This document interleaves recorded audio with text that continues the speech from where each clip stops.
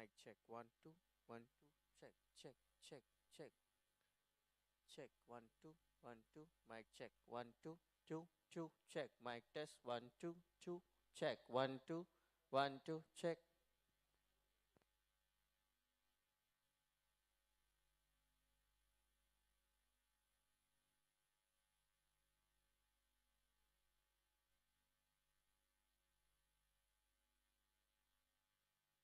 1 2 1 2. Check check check. 1 2 1 2. Mic test. 1 2. Check check check.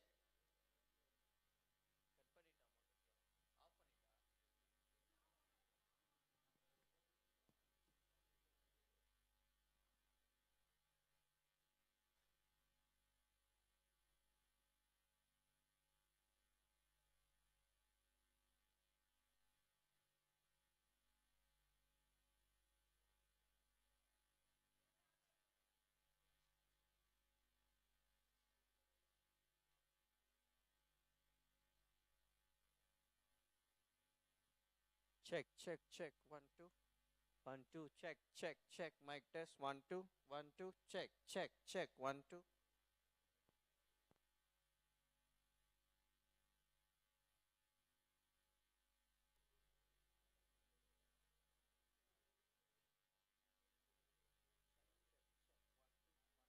Mic test. 1 2. Check check check. 1 2.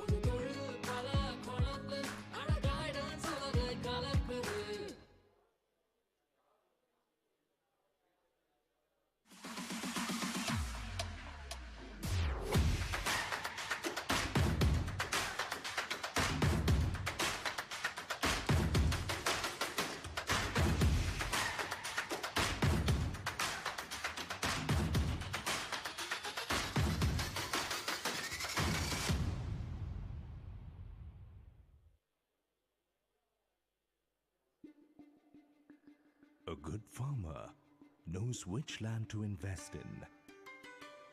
A great scientist knows how to innovate to succeed. A master chef knows the right recipe to create magic.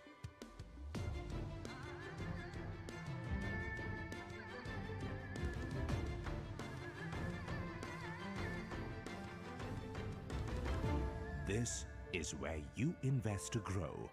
This is where you innovate to excel. This is where you create your future. Tamilnadu, your business sanctorum. Guidance is your partner in progress.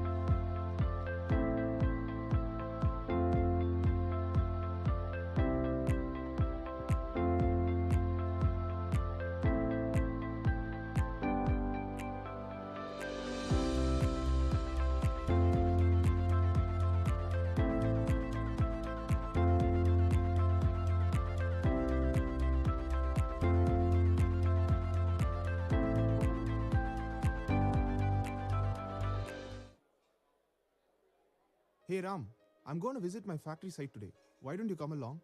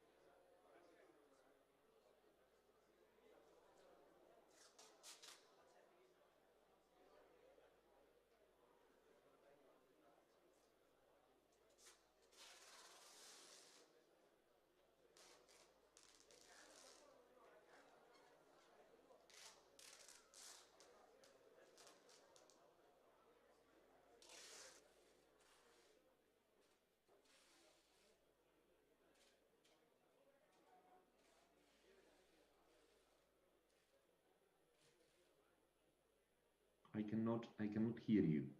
Can you hear me? Can you hear me? Yeah, I cannot hear you.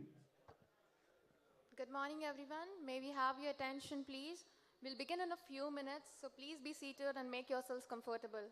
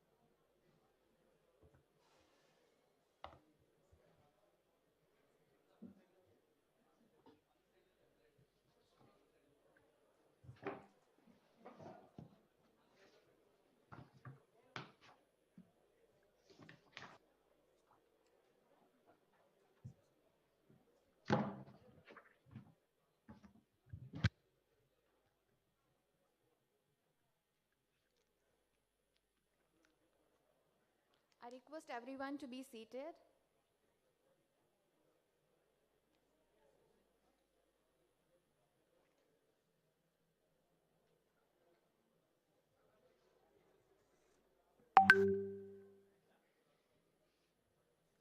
A very good morning to one and all. I'm Soumya from Guidance. On behalf of the Government of Tamil Nadu, I take this opportunity to welcome the distinguished delegates, esteemed guests from the industry and media to the panel discussion on emerging sectors in Tamil Nadu, pathway towards India's $5 trillion economy. The former President of India, Dr. APJ Abdul Kalam, in his book Indomitable Spirit, says, when learning is purposeful, creativity blossoms. When creativity blossoms, thinking emanates. When thinking emanates, knowledge is fully lit. When knowledge is lit, economy flourishes. Today, we have with us an amazing panel to discuss about the emerging sectors and how they can contribute in achieving the country's ambition to become a $5 trillion economy. I now request our panelists to be seated on the dais. I request Mr. Gopal Srinivasan, Chairman and MD, TVS Capital Funds, to come on to the dais and please be seated.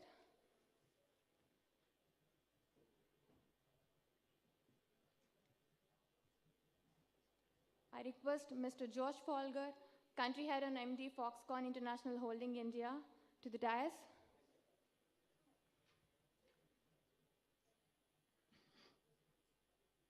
I request Dr. Preeta Reddy, Executive Vice Chairperson, Apollo Hospitals, to the dais. I call upon Mr. Vivek Parthiban, Chief Operating Officer, Kaplan Point Laboratories. I also request Mr. Madan Krishnan, Vice President and MD, Medtronic India.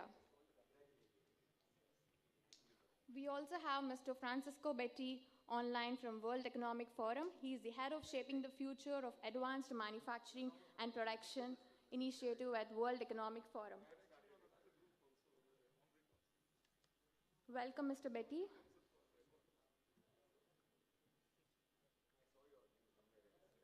Now I take the opportunity to invite and introduce Mr. N. Muruganandam IAS, Principal Secretary to Government, Industries Department, Government of Tamil Nadu.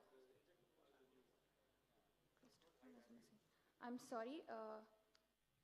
First, Dr. S. Christopher, Professor IIT Madras and former Secretary DD&R&D and ex-Chairman DRDO, to the dais.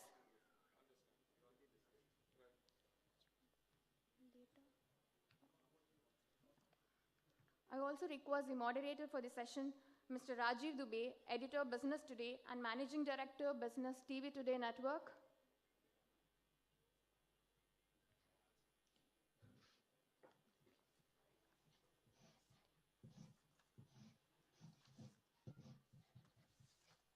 I now request Mr. K. Shanmugam IAS, retired, advisor and the former Chief Secretary, Government of Tamil Nadu.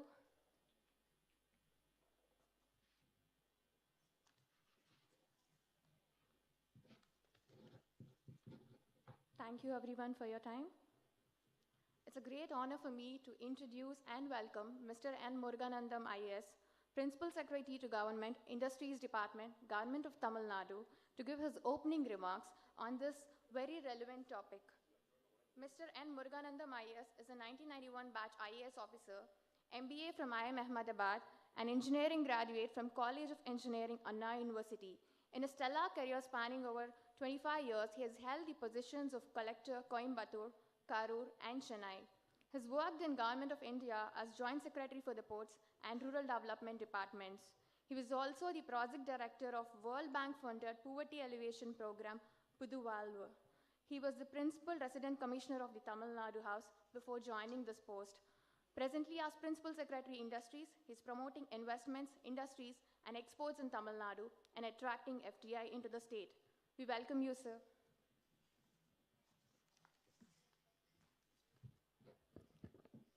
Good morning, everyone. Today we were assembled here to discuss a very relevant topic, emerging sectors in Tamil Nadu, pathway towards India's $5 trillion economy.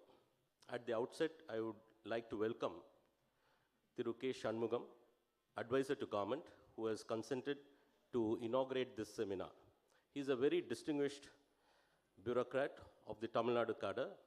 He has vast experience in governance and has steered Tamil Nadu's economy and development for more than a decade in his capacity as Finance Secretary and Chief Secretary. We are very honored, sir, by your presence today. I also welcome our esteemed moderator for today's panel discussion, Mr. Rajiv Dubey, Editor, Business India, and Managing Director, Business TV Today Network.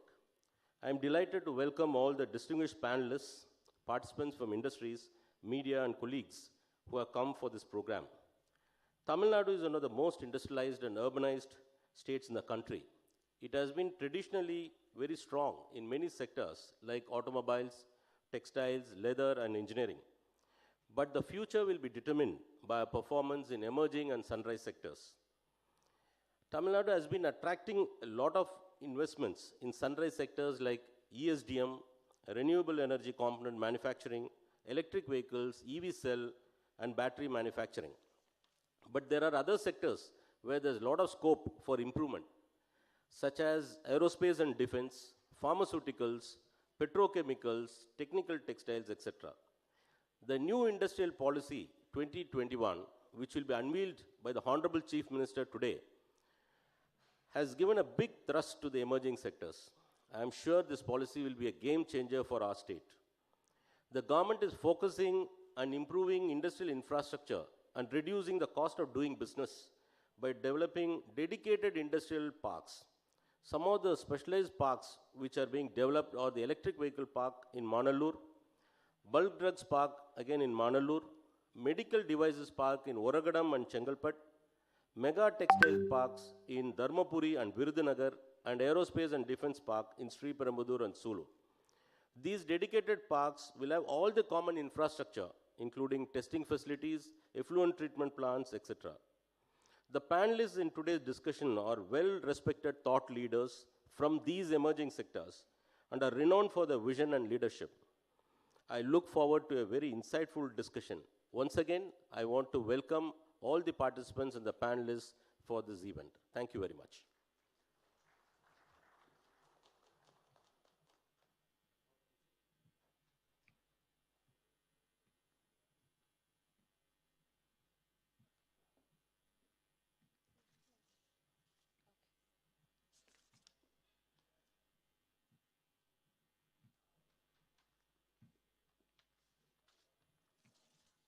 I will now invite Mr. K. Shanmugam IAS, advisor and the former Chief Secretary of the Government of Tamil Nadu, to deliver his address.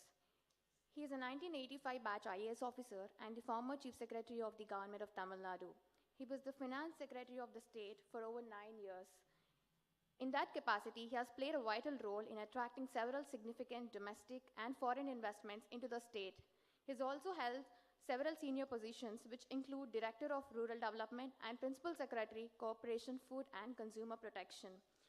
Ladies and gentlemen, please join me in welcoming Mr. K. Shanmugam IAS.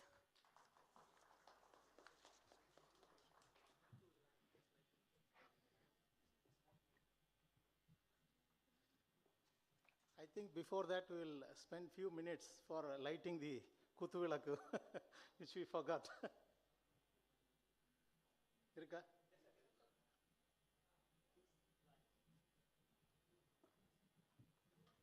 I request the panelists also to join, please.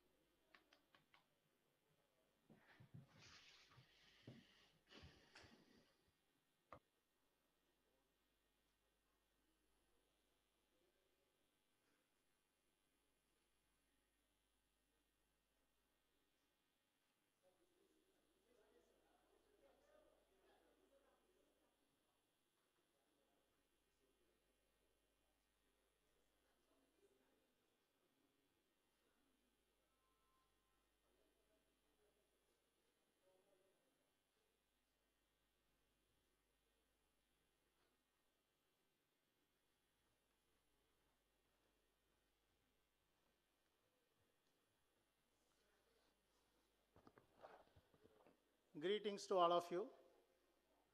I am indeed honored to inaugurate this seminar, Emerging Sectors in Tamil Nadu Towards a 5 Trillion Economy.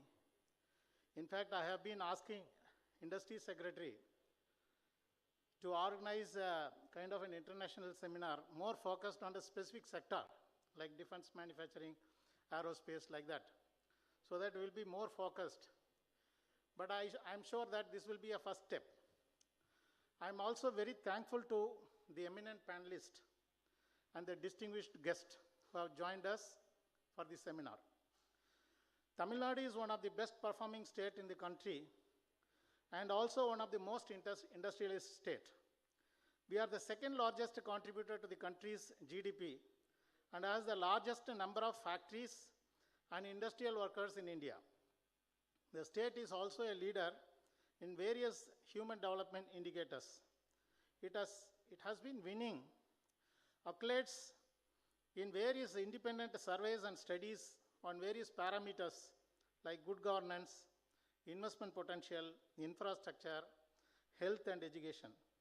The state is emerging as a strong center of industries. Industrial development has been one of the key engines that drives our state economy and social development. The secondary sector contributes about 33% of the state GDP, and out of which manufacturing contributes about 25%. The state has achieved a compound annual growth rate of 13% in the manufacturing between 2014-15 to 2019-20. In fact, our vision document has been specifically drafted to have very high contribution from the manufacturing sector. Our endeavor now is to make the state as a strong hub of manufacturing. Tamil Nadu industrial base has the right mixture of MSME and large industries. The state industrial strength is currently focused on sectors like automobile, textile, leathers, light and heavy engineering. While the journey traveled so far by the state in the industrial development has been laudable, there are several steps we need to take to make the state a future powerhouse of manufacturing.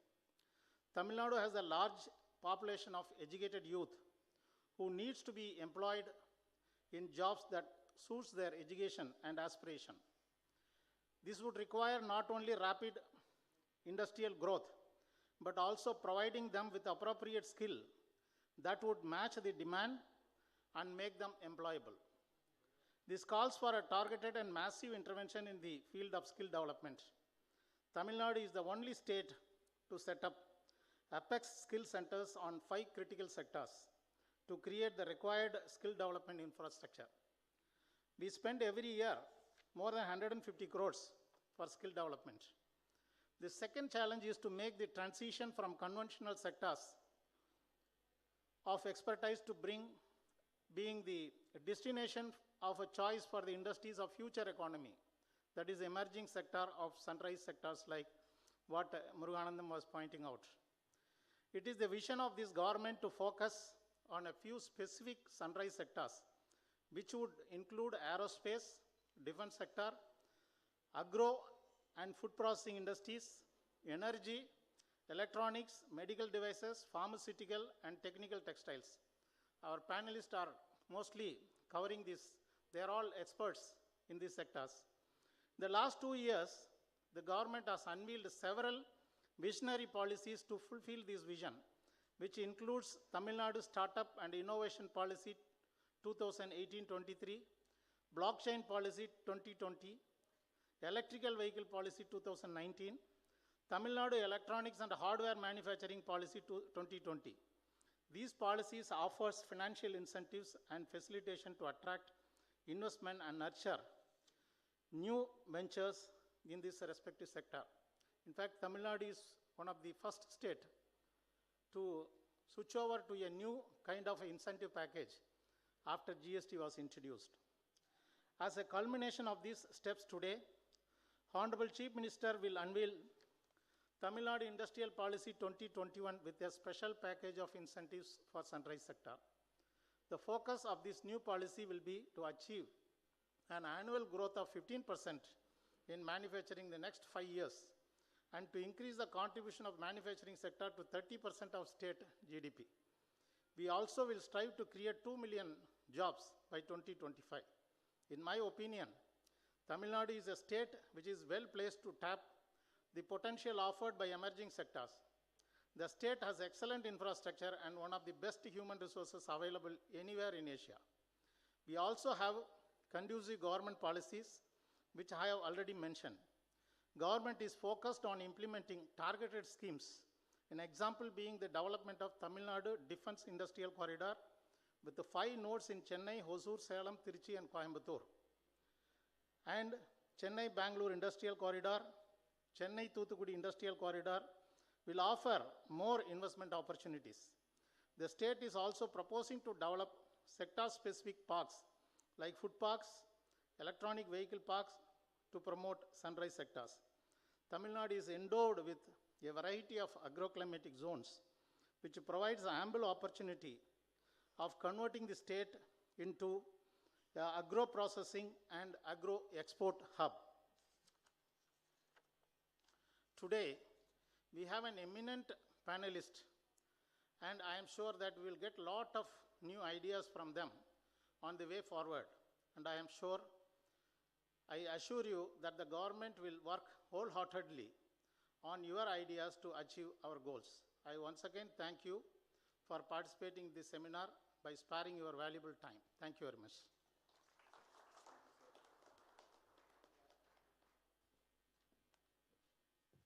Thank you so much, sir, for putting together objectives and initiatives of the state.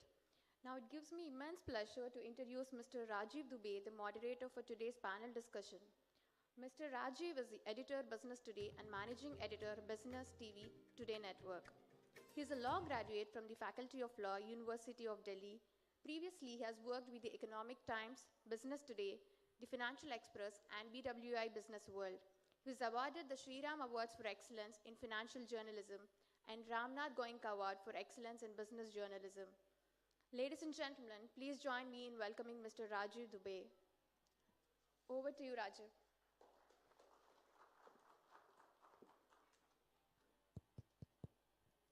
Thank you, Soumya. And good morning, everybody. Good morning to the panelists. May I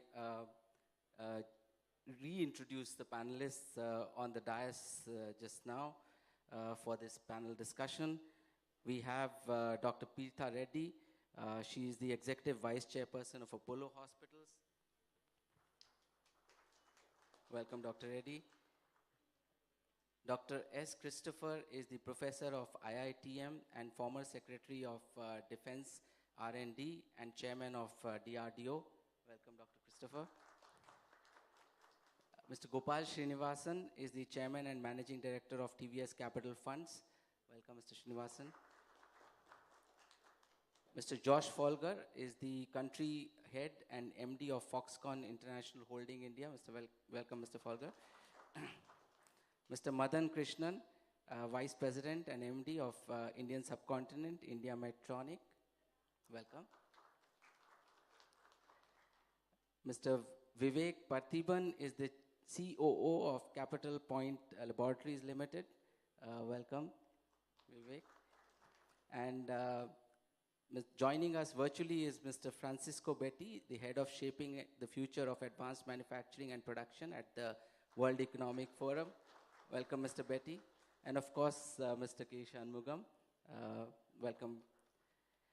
Now, India has a dream to be a $5 trillion economy in the next 4 to 5 years.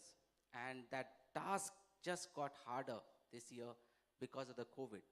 We've shrunk, most likely going to shrink by 8 to 10%.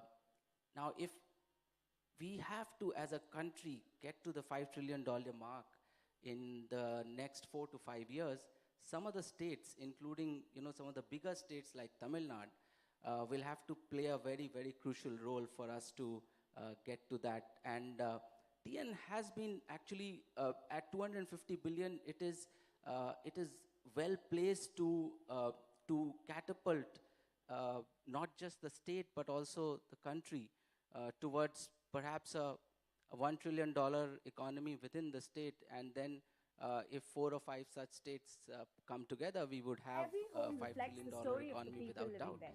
Today And we're going the to show building you how we blocks went have about been creating put a up contemporary home by for Smriti by and the state of Sai Tamil Kiran. Nadu over the years. And if you look at it, the industrial infrastructure and logistics for investing in dedicated mega industrial parks, industrial corridors, power generation, ports, railways, road connectivity, smart cities, and of course, working towards promoting skill development and access to finance and ease of doing business. Many of these initiatives have been put together by the state over the years. And so we probably have the building blocks to get to that state. But let me hear it from the panelists who are deeply entrenched in the success of Tamil Nadu, who are going to be a big contributor if we are to get to this $1 trillion economy. So I'd like to request the panelists to maybe take about a couple of minutes to start with and give us a feel of what do they think are the key 4 to 5 areas in which will help Tamil Nadu get onto the path to a $1 trillion economy and take us towards a $5 trillion economy as a nation. May I request, Josh, would you like to start? Maybe we can start with 2 minutes each from the panelists. A couple of minutes to start with and give us a feel of what do they think are the key 4 to 5 Hello. areas in which will help. Thanks, Rajiv, and Vanakkam. So it's good to see everybody and safe. So, Muruganandam sir, Shanmugam sir, it's a pleasure to be here. I think achieving this $5 trillion vision is, in my opinion, quite realistic. I think, at least I feel it's one of my quick milestones for India to hit 5, 10, and I think we need to grow in the next few decades. Tamil Nadu is one of the forerunners. I feel, at least in the ICT space, the National Policy of Electronics 2019 states the goal of $400 billion by 2025. Now, what I'm very happy is the Tamil Nadu electronic policy states the goal to achieve 100 billion of that in that same time frame, and by 2025. So I really think this is because of a few mind-altering changes which I've seen, I think, in the last year or so. I think one, is the vision, the depth of the vision of Atmanirbhar Bharat. I think it's really going to promote design, developing our own machines, and developing a multi-tier supply chain. I think this is going to be phenomenal. The second is our own automotive industry in India. Tamil Nadu is really number one. Is this really going to be, I hate to say this, but very soon an ICT product? The amount of electronics, whether it's an EV or not, there is so much of electronics in the automotive. The combination of electronics, which is globally a 2.7 trillion, and automotive, which is a 3 trillion, gets great opportunities. Tamil Nadu is perfectly positioned for this, given the depth Tamil Nadu has. So with that, I give it back to you, Rajiv. I hate to say this, but very soon an ICT product. Vivek? The amount of electronics, whether it's an EV or not. Thank you. Thanks to everyone, and it's a real privilege to be sharing the dais with the dignitaries from across industries and governance as well. We've always been known to be one of the most industrious states in India, and we've had success stories in IT, automobile, and textile as well. And I think there is enough headroom to grow when you're taking into account healthcare, for that matter. And I think everybody will agree with me when I say that in business today, it's all about differentiation. And if whatever you're offering is something that's easy to replicate, then you can be sure that there's someone else waiting behind you that's able to do it quicker and faster. So I think differentiation is the key, and you take our example for that matter, whatever little we are today, we knew that we didn't have massive backing in technology or finance for that matter, so we sort of decided to take the road less traveled, and we started selling our products in faraway lands of Latin America. And on the other side, we didn't import API from China. We started doing the formulations directly out of China. And when it comes to healthcare, pharmaceuticals in general, I think there is a feeling that we are a little bit lagging behind our neighbors of, let's say, Andhra and Telangana and even Gujarat and Maharashtra for that matter. But I don't think there is a case of us missing the bus or anything like that. With the ever evolving landscape in healthcare and pharmaceuticals, I think we don't need to be on that bus. We can create a niche of our own. Pharmaceuticals in general, if you look at it today, it's moving towards biologics and biosimilars. We're moving towards AI and data analytics, supporting drug discovery and development and precision medicine and all of that. So I think there's enough talent in-house in our city to carve out a niche for ourselves. And I can speak from personal experience that there's been enough and more people from this state that have migrated on to other states or other countries who'd be happy to come back home given the right platform and opportunities to come back here. And I think COVID has given us all a lesson finally that, a high level of R&D and an impetus into high quality manufacturing would be a potent combination for us to move forward as a state.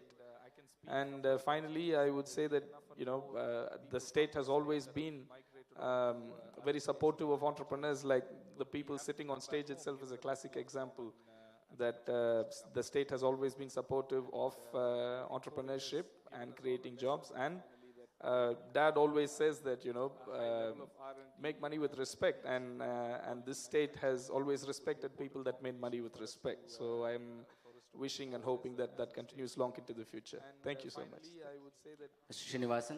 The state has always been very supportive of entrepreneurs. Like a very good morning to everybody here.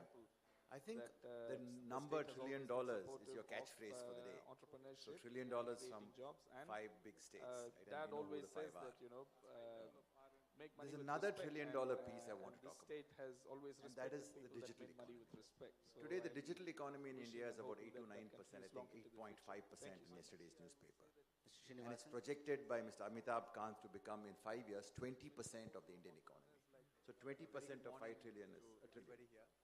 Tamilnadu, I think, has got a great advantage to be able to focus on this one area of the digital economy.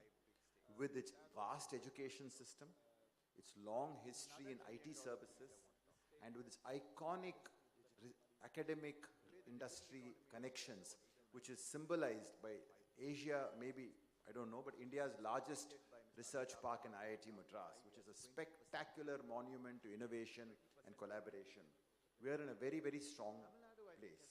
Companies in the area of SaaS, Tamilnadu's Chennai is called the SaaS capital of India, SaaS Bhumi as we call it. There are more than 22 SaaS startups recently in Chennai coming out of Zoho. The valuation of SaaS companies in Chennai will put many industrial groups to shame. It's around $20 billion. So I think we need to build on the SaaS story, and there are things we need to do which we can talk about in the panel, and also make sure that this digital economy is something that we put our mark on, just like people like Josh have put their mark on electronic manufacturing and Apollo Group and healthcare and the TVS Group and so on and so forth. That's the point I would want to bring attention to. May I bring in Dr. Betty before we move to you, ma'am, because he's been with... Dr. Betty, would you... Dr. Betty, can you hear us? Can you hear me? Yes, we can hear you now. Yes. Brilliant. Well, a very good morning, first of all, and let me share how thrilled I am to be joining you this morning from Geneva, Switzerland, and also because of the fact that we are working closely with guidance and through the forum providing a global platform for guidance and the Tamil Nadu state to showcase on the global stage all the amazing progress that is being made and that has been made over the past years. To your question, I think that what COVID-19 created and brought on us, it's a sort of a perfect storm, and a perfect storm that brought in new challenges, but also a unique window of opportunity. And the launch of a new industrial strategy could not be more timely within that very particular window. I mean, a perfect storm that it's important to know that was already forming in the horizon. And if you look at how different megatrends, such as the fourth industrial revolution combined with climate change and imperative for sustainability, the latest geopolitical development, I mean, all that was already forcing local economies and companies to rethink their approaches to manufacturing and supply systems. And Tamilnadu has been, over the past years, making tremendous progress and efforts in many areas that are critical for manufacturing. Now, the opportunity now, of course, is to maintain that unique leadership position and to increase the share of manufacturing, further attract manufacturing as companies globally rethink their manufacturing and supply chain footprint to build resilience, to diversify, and to look at new approaches that will hopefully help them navigate future crises. If we look at the future outlook, I mean, I think it is not wrong to assume that crises will more likely intensify and happen more often. So I think it's in that context that the launch of a new industrial strategy, the launch of new policies that will support the manufacturing sector can help companies not just see Tamilnadu as the manufacturing location both for the Indian market and the global market, but also as a way to diversify their global footprint and build resiliency. So, and back, you ask us to highlight one or two priorities. I mean, building on what my colleagues mentioned, I would like to bring in 2 points. One, I think it's the important role of innovation that was already highlighted, and the second one, the public-private dialogue. And these type of conversations that we are having today with the government, with the private sector, are essential for forging the right policies. Sure. Ms. Reddy? To diversify their global footprint and build resiliency. So, and back, you ask us to highlight one or two priorities. I mean, building on what my colleagues mentioned, I would like to bring in 2 points. One, I think it's the important role of innovation. Morning, it's an honor to be with everyone here today. And while we're saying 5 trillion economy, I think our goal now for Tamil Nadu seems to be 1. It can probably surpass more than that. Having said that, it's in 3 parts actually. There's us being service providers. We've got complete encouragement from the government. We can't complain, but as an industry, we can keep asking so that we can do our job better. So that we will continue to do. Having said that, manufacturing has huge potential, and we can't go away from that fact. And the digital space is, it's moving from every second is growing, and the valuations are really hitting the kind of levels which I think sometimes we can't even understand. But we're delighted that India is playing a huge role in that. Having said that, Mr. Madan is next to me, and we've had the opportunity to work closely together. And there are about 6,000 medical devices which are available worldwide, and that's the kind of data we have.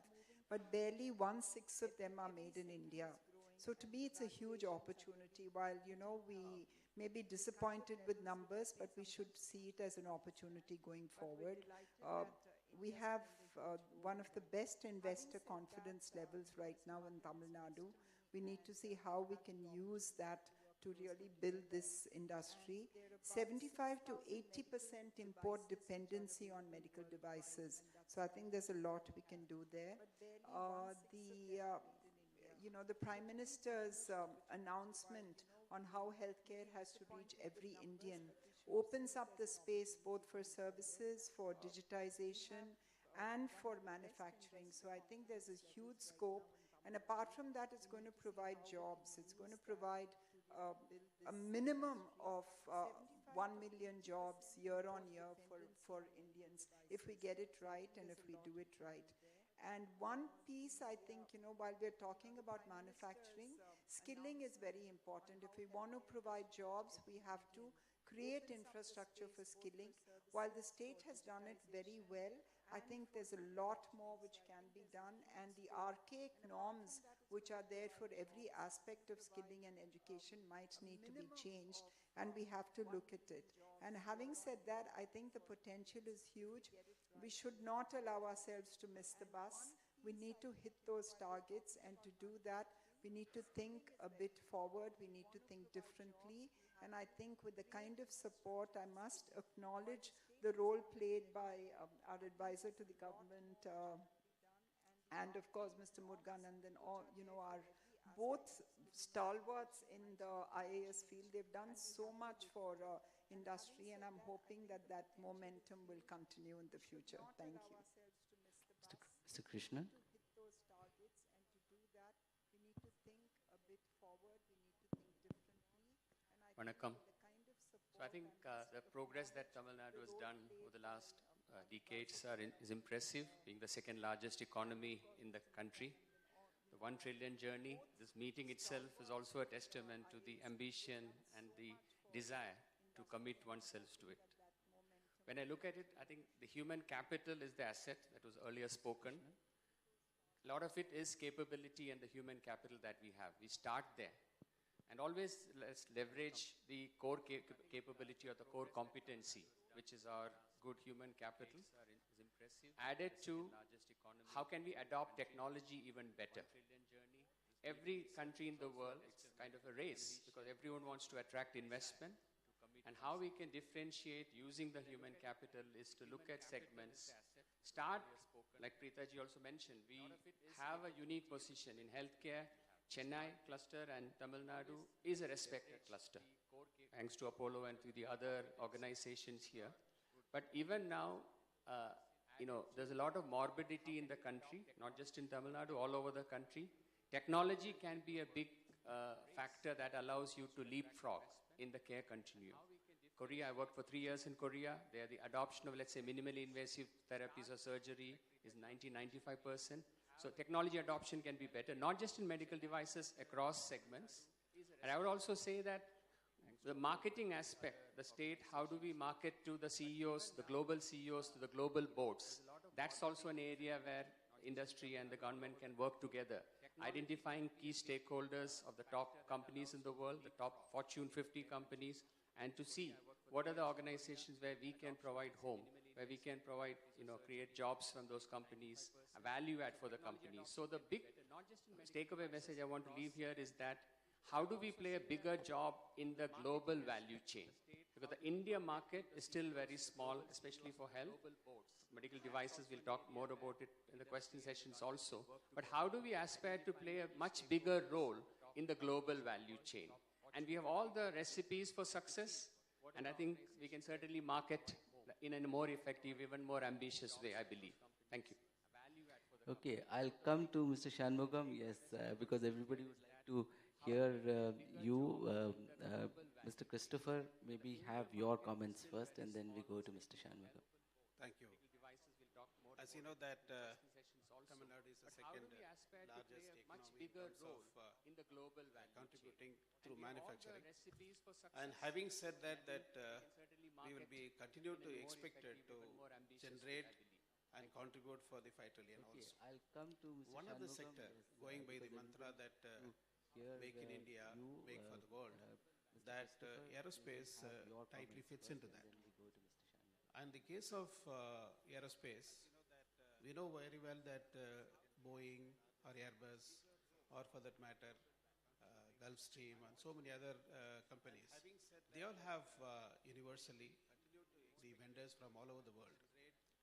If we can produce from Tamil Nadu for automobile industry, good many parts and being utilized globally, why not for this aerospace industry? Of course, in the case of aerospace industry, we have to be careful in terms of reliability as well as traceability. But for that, there is no problem.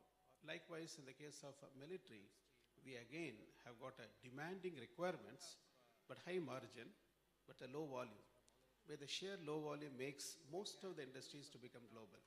And in case we enter into that, I think we can not only be make in India, but also make for the world. Last but not the least is that I would like to say that we must encash the available potential in terms of automobile industry, particularly with the changeover to the electric vehicles. We have enough potential which can be utilized in the military sector. Last but not the least is semiconductor fab is one of the sunrising sectors which must be looked into, and we must give a thrust on that. Thank you. Mr. Shanmugam. Last but not the least is that I would like to say that we must encash the available potential. I think I have spoken in the inaugural address itself. I am very optimistic. I think we have a great potential to perform, and we, from the government side, we have been working on that for quite some time. In fact, when we were talking about, say, for example, textile, the moment the government of India said that we want to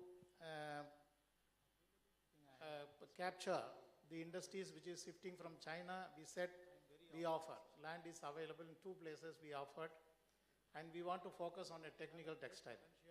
When they said defense corridor, we said we are ready. And when food processing industry is telling us Tamilnadu can do something, we have put up nearly some 10-15 places we have identified, and we are working on that. So like that, each and every sector, the government is ready to perform, and you have to tell us what is required in order to push the state forward. You tell us what government has to do. We are ready to do it. Well, that's very, very encouraging. I'd like to come to Josh. Josh, one of the areas, in fact, 2 areas which are big drains on the national forex. One is electronics, and the second is oil. And of course, oil, the government is trying whatever it can to move towards renewables. As far as electronics is concerned, what is it that we can do to replicate the success of Taiwan in electronics manufacturing? How do we move forward from here? Which are big drains on the national forex. One is electronics, and the second is oil. Rajiv, I mean, that's a great question. See, Taiwan is, I've been in this particular part of the supply chain for about 25 years, and electronics has moved, multiple continents. But Taiwan has been a consistent performer all through these years. So me and Mr. Gopal talk about this. During the pandemic, I think we spent more time talking about, Taiwan's resiliency in this space and the leadership. It continues to be a reference, not just in semiconductor, but display and a lot of high-tech, high-precision mechanics, electromechanics. All of these things are great components into the, any end product, which we have. And with the kind of convergence we are seeing across industry verticals, be it automotive, be it medical, the pervasiveness of electronics is just so massive. Now, what Taiwan has done is remained consistent. The policy has been consistent. Number 2, they have invested. Always, we look at semiconductor, they're always investing ahead, 3-5 years ahead, right? Now, has India done enough? I think the good news is that we have restarted the journey. I think we have started it many times.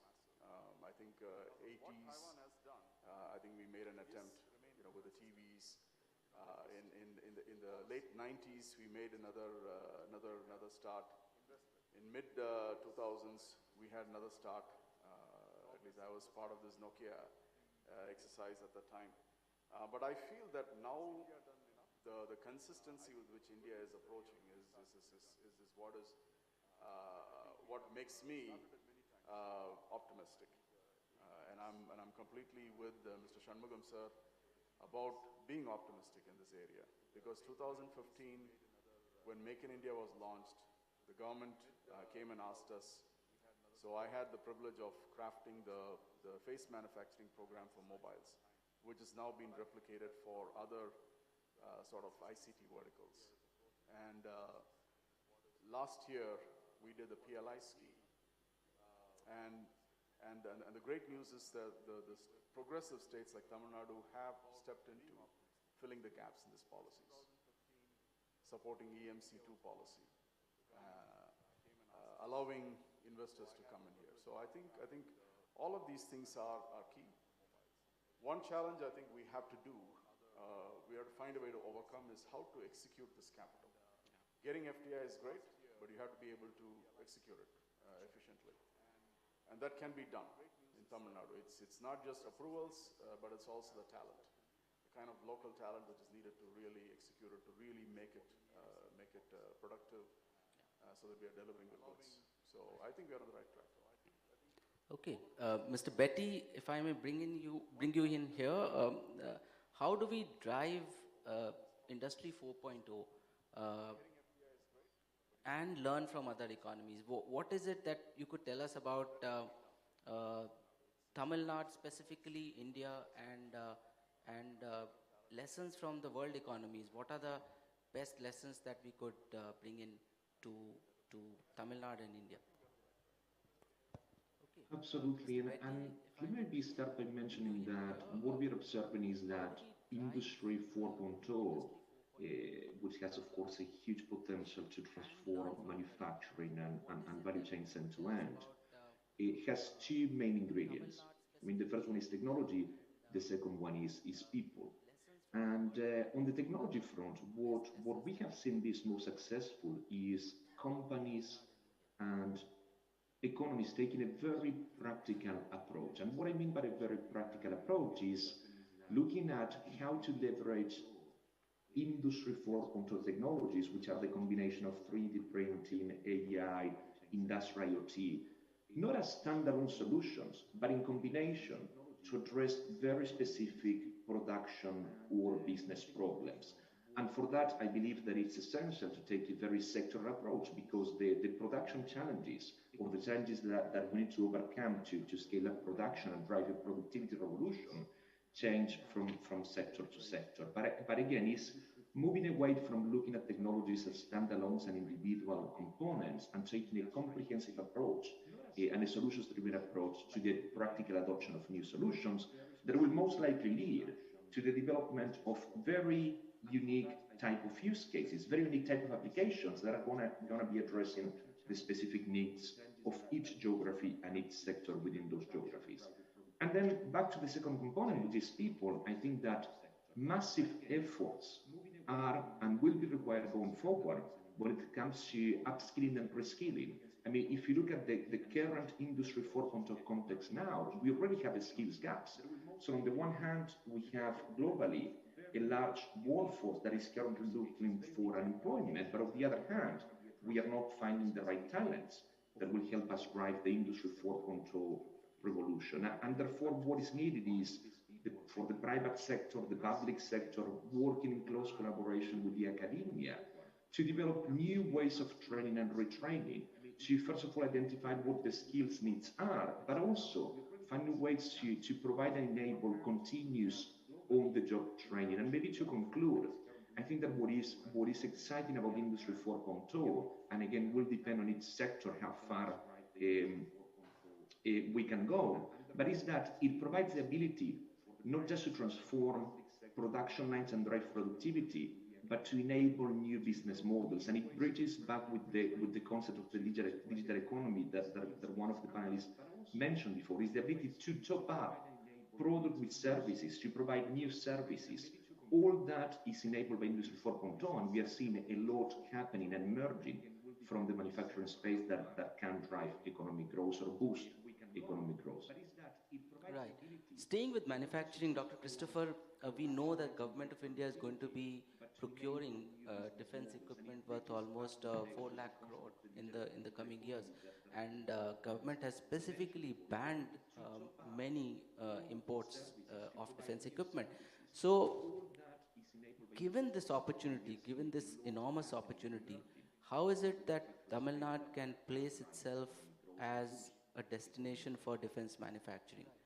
Staying Yeah. with manufacturing, Fortunately, Tamil Nadu and the UP has got a unique sort of privilege to have the industry corridor, particularly defense industrial corridor.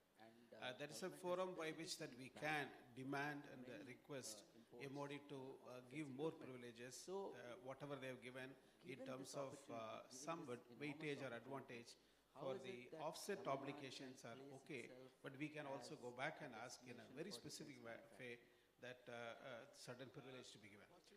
Let's take three different approaches. One is long-term, mid-term, and a short-term. Long-term is to have government organizations like R&D laboratories. You take, for instance, Karnataka has got about 10 odd laboratories are there from DRDO. Likewise, Telangana, but we don't have so many at all. In Tamil Nadu, only one we have. Of course, two more small labs are there, but they are not really into the account when compared to the other states. So we can ask, or for that matter, public sectors, if you take defense public sectors. Again, these two states really have most of them. So why not we keep knocking at the door of MOD that these are the long-term policies to the government of Tamil Nadu state should be provided. That must be one of the approach from the state. The next one is in the midterm. While we are working on the long-term projects like this, which may take 10 years, 15 years, because the policy is to be made, we can always ask for a projects like, for instance, Netra, which is nothing but the indigenous AVAX. For a production, it is almost ready. It is accepted, it is flying, it is proven its worth.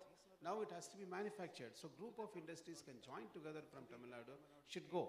But then the representation should be from the government, then only will get such a project. Otherwise, they will not give a sanction so easily from a large project like this. And anyway, Mr. Shanmugam is here, and he was kind enough to give a letter, writing letters to both to the chief as well as to the DRDO secretary, the present secretary, asking for such a project. So that's a good move, and we must pursue it more evidently. The third one is for us immediate solution. Huge amount of fund is there in the revenue account for the parts and manufacturing of so many parts which is really now obsolete, or the companies would like to charge higher. So those things to have, Tamil Nadu government again should have a periodical, almost every month there must be interaction meeting, and thereby the industry will get benefit. So the policies decision in all these things, Tamil Nadu government should initiate, and we will flourish. It's very interesting. Still staying with manufacturing before we come to services and funding. Mr. Krishnan, MedTech, another area where Tamil Nadu already has enormous presence. How do you see the MedTech sector for manufacturing from the point of view of the state of Tamil Nadu? How can we ensure that it does get the kind of traction that will get us to that $1 trillion mark? Thank you. So I think the first couple of facts, one is that the local market in India is still of a small size. So in order to operate at scale, we need to look at a strategy of in India for the world. So that's why collaborations with larger organizations to see how we can tap into at least the emerging markets with our inherent advantages of labor, cost, and productivity. That is one thing. The second is, if you look at healthcare in India, we have good surgeons, physicians, and also hospital facilities. Diagnostic is a challenge, and the pathway management is also a challenge. So industry, manufacturing, it also look at areas of diagnostics, because significant unmet need is there across India, and Tamil Nadu, with this good, well-developed medical infrastructure, can be a laboratory to pilot some of these innovative diagnostic related tools, which is low capital, possibly intensive, but high impact in the overall care continuum. So I would say having an outcome-based model where you recognize outcomes, you incentivize outcomes, access to funding, more softer funding availability, hand-holding, and also there are medical device parks coming in multiple states. My message is that, let's not duplicate, let's complement each other. If something is being done in AP or Telangana or UP or Gujarat, let's complement each other so that the testing facilities are there across these parks. You attract ancillary manufacturers. Sometimes it is easy to attract ancillary manufacturers because they will be quite cost conscious. Good to attract them first, then the bigger manufacturers would come. So I would say it's a holistic strategy, but look at from a point of view of our unique strength and how we can position. Sure. Vivek, you know, Tamil Nadu is not necessarily known for pharma manufacturing, and your company has really been a trailblazer in that sense. What really is it that is required to get pharma manufacturing, and particularly, you know, leveraging the PLI scheme of the government so that, you know, Tamil Nadu can start producing pharma products out of here? Vivek? Yeah, I think when it comes to the right amount of talent, I'm speaking from experience, that there's a huge amount of talent that is available, but it's no longer here. But these are people both in R&D and manufacturing, quality control and all of that. These are people that have moved to other states or overseas, and it's quite easy to bring them back. Right? They all have this affinity towards home, whether it is from home or by themselves, they all do want to at some point come back. And with this PLI scheme and also this move towards self-sufficiency, I think it's in the right direction. But we don't need to replicate what China did, because whatever China did has happened over a 30, 40-year period. And that's not something that is easy also to replicate within the next whatever time that we target. So, and the industry as a whole is moving towards cleaner chemistry. And we don't have to really depend on very highly polluting industrial parks or anything to try and bring back self-sufficiency. So I think whatever steps that are being taken, especially the industrial park in Manalur and other places, I certainly think that's a step in the right direction. But as Josh was saying, I think it's very important to understand how the execution is going to take place and provide the right kind of platform. Again, I repeat that the steps are being taken in the right direction, but a little more from both sides need to happen for the execution to complete. It takes two hands to clap, we all know that, but at least we're all moving in a synergistic manner today. Okay, coming to services, Ms. Reddy, if I may ask you, you heard everybody on the panel talk about what we could do to encourage manufacturing. Where are we on the human capital front? And especially since you run a very, very large service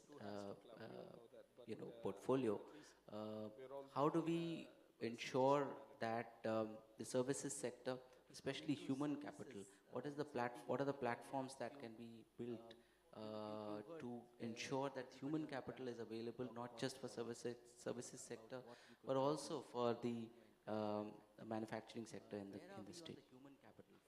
So I'm being a bit candid here.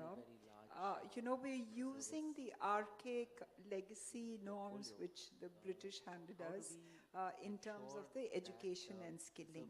So just now, I think some of the policies have changed, but it's almost impossible. Let's say, you want to start an engineering college or a medical school or a skilling.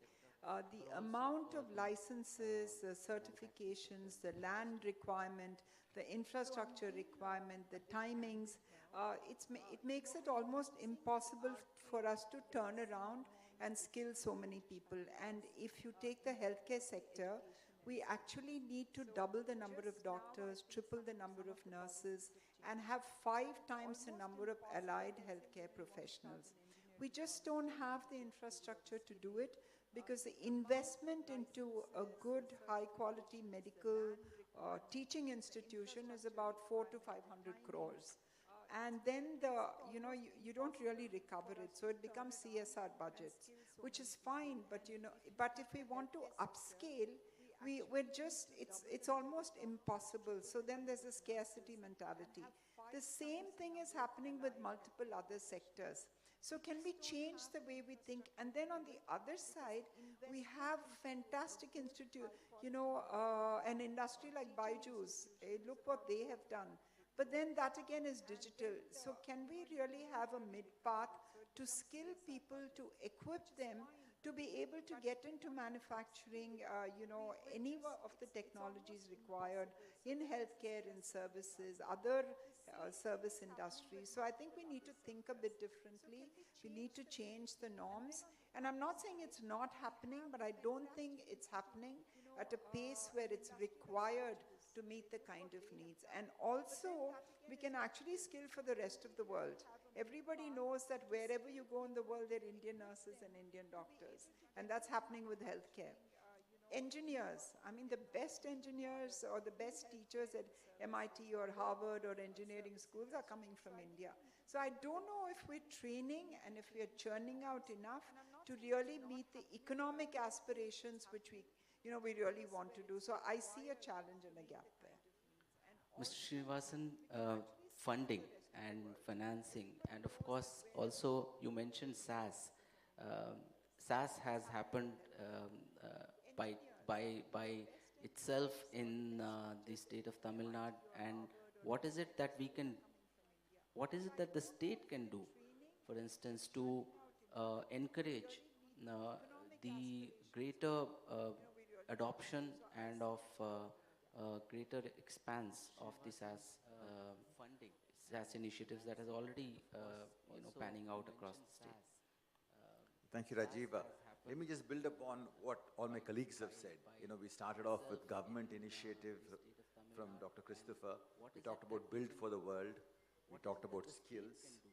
We talked about talent coming from outside, and we talked about the Taiwan initiative that Josh and I love to speak about with each other all the time, right?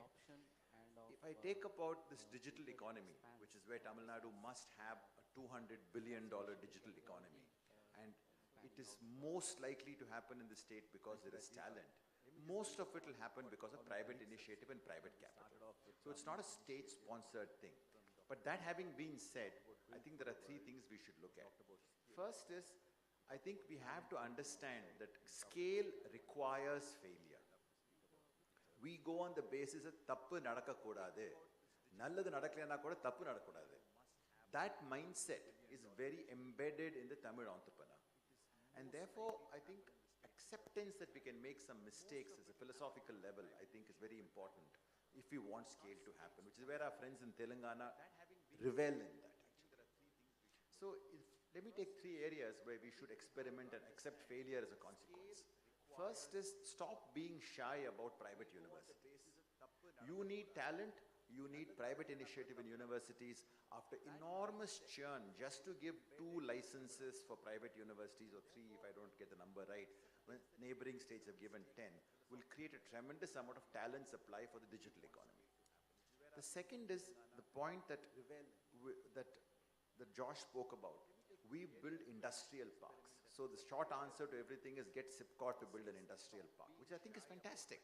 But there is one more thing we need to do, and that is to create a triad park, which combines, like Taiwan, an academic private university, a manufacturing enterprise from Josh, along with a digital research and IT services kind of IIT research park thrown in. This triad in Taiwan, which everybody knows now as Hsinchu Research Park, is an exemplary thing that Taiwan has done, which I think the state only can sponsor, in the words of Dr. Christopher. Only a state can sponsor this because it requires Universities Act to change, it requires all of the land, it requires sponsorship. I think these are the 2 things I would encourage the state to do in a big way. Allow education, let a million flowers bloom. Doesn't matter if some private university messes up somewhere, it's okay. The bigger benefit will come. Second is create this kind of sponsor these research parks where there's manufacturing, academia, and research together. And lastly, go easy on social infrastructure. If you want young men and women to come from outside, as Mr. Parthiban does, to build for the world as he wants, I think you need to give a more lighter touch on social infrastructure. I think in the last 1 year, this government has done a fantastic job of rising up and seizing the PLI-driven boom which came in the COVID era. We also need to therefore do the same thing for social infrastructure. So my recommendations are very simple. Private universities, 3-way campuses of manufacturing, research and education to co-located and collaborating. And third is go a bit easy on social infrastructure. To build for the world. Very interesting. Mr. Shanmugam, any takeaways from this? I think in the last 1 year, incidentally, for quite some time, I have been, from the bureaucrat side, we have been thinking that to facilitate the private universities. Right now, we have given, and third one is in the process.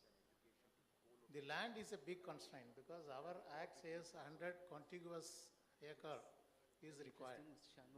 So in fact, I suggested to Industries Department also, identify about 1,500 acres. It is like any industrial estate kind of a thing. So let us sponsor any international reputed universities if they want to put up a private university here. And we can allot them these 100, 105 acres or 10 acres so that they need not search for the place, first of all, because it's a very big problem for them to come and identify site and purchase land and all these things. Our idea is to create like, Cambridge or Oxford and a kind of an education district where 5-6 such universities, private universities are existing, so that Tamil Nadu can become not only a manufacturing hub, it can be education hub also, where people from India, from all other states, even from other countries, they can come and get educated. So ultimately, one thing we should all realize, that it is the research and development. It is going to take the country up. If you simply copy and manufacture, you will always remain behind. So it is ultimately the education system, as Kobal Srinivasan is telling, that manufacturing, research and education has to coexist so that we are always a leader. So that idea we have floated to the Industries Department. I hope we will work on that. If that happens, somewhere near Chennai, we can establish that kind of a big center, education center, with the 5-6 universities and doing a wonderful research and education of a top class and international standard. It's possible and we can do that. On this digital economy, Tamil Nadu, I think Chennai, we have already a lot of manpower, and it's a very talented manpower. And we have been working on the concept of a fintech city. After Honorable Chief Minister visited UK and US, when he came back, then this idea floated that why don't we put up a dedicated center for these finance and technology companies so that they can tap the resources available here. Like, Hyderabad, they have this finance district. Like that, we can also do that. With a lot of difficulties, we have identified about some 250 acres very near to Mahendra city, and it is right on the national highways, near to airport. And the preliminary reports, the feasibility and detailed project report has been prepared. It is in the final stage of bidding out for inviting the bidder. If that comes through, our idea is you create a kind of an integrated city there, where all these finance and technology companies, they can put up their centers there and use the human resources available in Tamil Nadu, which is having a wonderful resource. So much of talented people available here, they can be used. And that will be, I'm sure that it is in the process, it will come through. It's not a dream, but in another 1 year time, you will see the center coming up. And third is on the skill building. Madam was talking about the resource, this trained manpower. We are partnering with the private. In fact, this idea, I think about 3 years back, we floated this idea. Let us not have the training center under the government control. It should be with the private. But we are only a facilitator. So we said, we will provide land, we will provide facilities, even sanction money for building, and this can be designed and constructed by the private partners, and they can run the training. It's like, top class, the trainers training and high-end training program. 5 sectors we identified, like, transport, logistic, finance, one is going on, and this health sector, and this manufacturing also. Engineering and manufacturing, 5 sectors we have identified, and in 4 sectors we have already put the MOU, civil engineering also, constructions also. So like Ramco has taken up construction and Kaveri Hospital has taken up for the healthcare. It is not one. It is again a consortium. So the consortium of these sectoral people will come together. We will provide them the facilities and they will develop. In some of them, they have done it on their own. Land also, they did not take it from government. But the point is that only private sector can move forward and faster so that the training needs can be captured immediately and it can be imparted to the, according to the requirements. That is why we said that you do it and we will support. So this can continue. It is a model. It is not end. Any kind of training requirements, any gaps is available. Private sector can always come forward and the government is ready to partner with you for facilitating this clearance and all kinds of things. And you will be the best expert to identify the gap and you can give the training programs. And this defense corridor also, the land we have been procured, in fact, Dharmaburi, they have already procured about 2,500 acres of land. And in Salem, we have already that steel plant land, about 1,500 acres, we want to take it back. So Coimbatore also some work is going on for getting land. Here policy is ready, incentive package is ready, land is also, we are working on it's ready. It is the manufacturers, they have to come forward. And of course, government has to make some breakthrough. It's sometime, we have to work extra hard with the government of India to bring some of the people in the initial stage. Once that ecosystem develops, then it will become automatic. So in all these, like, healthcare, where in which state so many medical colleges are there? Which state so many nursing schools are there? So it is Tamil Nadu, we have, every district is having a medical college. And if it is required in paramedical side also, some facilities are required. In fact, we have large number of nursing colleges and our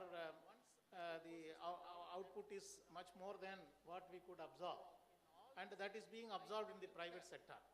Chennai and Tamil Nadu has already emerged as one of the biggest hub of medical facilities. And we are providing, in fact, we are again a pioneer in many things, like, insurance you take, health insurance. Government is providing insurance for government servants, retired people and the common public. Common public, 1.5 crore families are covered under the insurance scheme for the life-saving healthcare procedures. So we are doing a lot of things, a lot of infrastructure, private and government has come up, and we can serve the whole world. In fact, the facilities, we have to tell others that, here it is available at a much cheaper rate and at a very, very high quality services are offered. I am sure that it will, in the coming years, it will emerge in such a big way, because that is another area which provides so much of employment opportunities. So we are working in all these things, and I am sure what sir has said, and we are at it. And we will be, I think Muruganandam takes it forward. And in the coming years, you will see a kind of an Oxford campus or Cambridge campus in Chennai also. And we will be able to generate a lot of high talent. Thank you. I'm sure that'll gladden the hearts of all the panelists and the industrialists present here. We have some time for questions, so before you ready your questions, yes, sir. Would you like to ask a question to the panelists?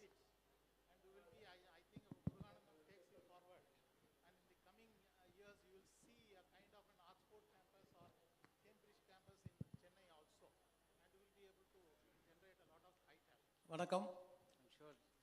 I'm Mariappan, Vice President of TANSTIA, Tamilnadu Small and Tiny Industries Association. Sir, on 1st February 2018, the Finance Minister has announced that 2 defense corridors will be set up in Tamil Nadu and UP. It is almost 3 years, but not even a single rupee is sanctioned from Government of India for developing this defense corridor in Tamil Nadu.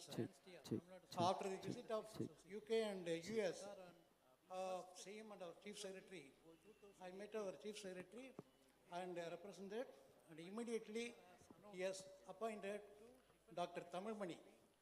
In fact, former Director General of DRDO, they met, he had a discussion in San Francisco regarding this defense corridor. Our advisor was kind enough to immediately nominate Dr. Ramalingam, Mr. Tamilmani, and also Dr. Ramalingam, the former chairman of the Airports Authority of India. And after their appointment, not even a single meeting was convened by our Tamil Nadu officials. Right, and sir. Got it. Both of them are having vast experience, and Chief Secretary. Got it, sir. We'll just put that before the panel. Yes, sir. That is one reason. Yes. And we request Tamil Nadu government to form a separate department exclusively for the defense corridor. Sure. Now it is functioning. That is one of the. It is functioning one of the wing of the TITCO. Yes, sir. So for such a very big organization in the automobile industry, we are having a lot of problem. Defense corridor. Now Coimbatore, they sanctioned. Got it, sir. Got it. We understood. Thank you. Got it. We'll just Dr. Christopher. Yeah, what you said is I know both Tamilmani as well as Mr. Ramalingam. They have been in the capacity of advisor, and they may or may not be able to themselves to carry out unless there is support from both Tamil Nadu government as well as from the central government it comes. There are certain projects, as I told you, the long term, in case you want some laboratories to come in, it takes quite some time. And we are almost in the neck of the moment to get a big project sanctioned and the second category. And you will see that some more other things also happening. In my opinion, there are some movements we may be able to get some other thing done. And even in the UP, there are some movements, and there is going to be a laboratory of DRDO for about 300 crores they've already sanctioned. Likewise, there are several other small projects are coming up. In fact, when Maripan sent me the details, I think it's about 6 months back, about Uttar Pradesh progress, I immediately conveyed to Muruganandam, asked him to take it forward. And I keep asking them, they were telling that this consultant has been appointed and he is studying. But I assure you that we will take it up, the meeting, I myself will take it up in the coming days. And we will also create a cell. In fact, I also feel that we have been lagging behind. Some step we have to, take it. See, the announcement has been made, and we are telling land and policies available. But in fact, I will review what has happened on this consultant front, and we will take it forward. Right, sir. Okay. So I think we have almost run out of time. Unless any other panel. TITCO is already having a cell for this. You want a separate organization? Okay, right. We will keep in mind. Right. So we have almost run out of time. In fact, one of the things that I wanted to ask is about MSMEs, but I don't think we have time for that. Essentially, on the foundations of a strong economic growth ought to be built on the growth of MSMEs. And if Dr. Dares, if I may just take 1 minute to get in Mr. Betty on this, on the WEF, WEF way of bringing in MSME growth. We know about what has been achieved in Germany, United States, many other countries around the world which have shown robust growth over the years. They've all been built on very, very strong MSME foundations. And India has a very strong MSME culture as well. So if we may have very quickly your last thoughts on this before we close.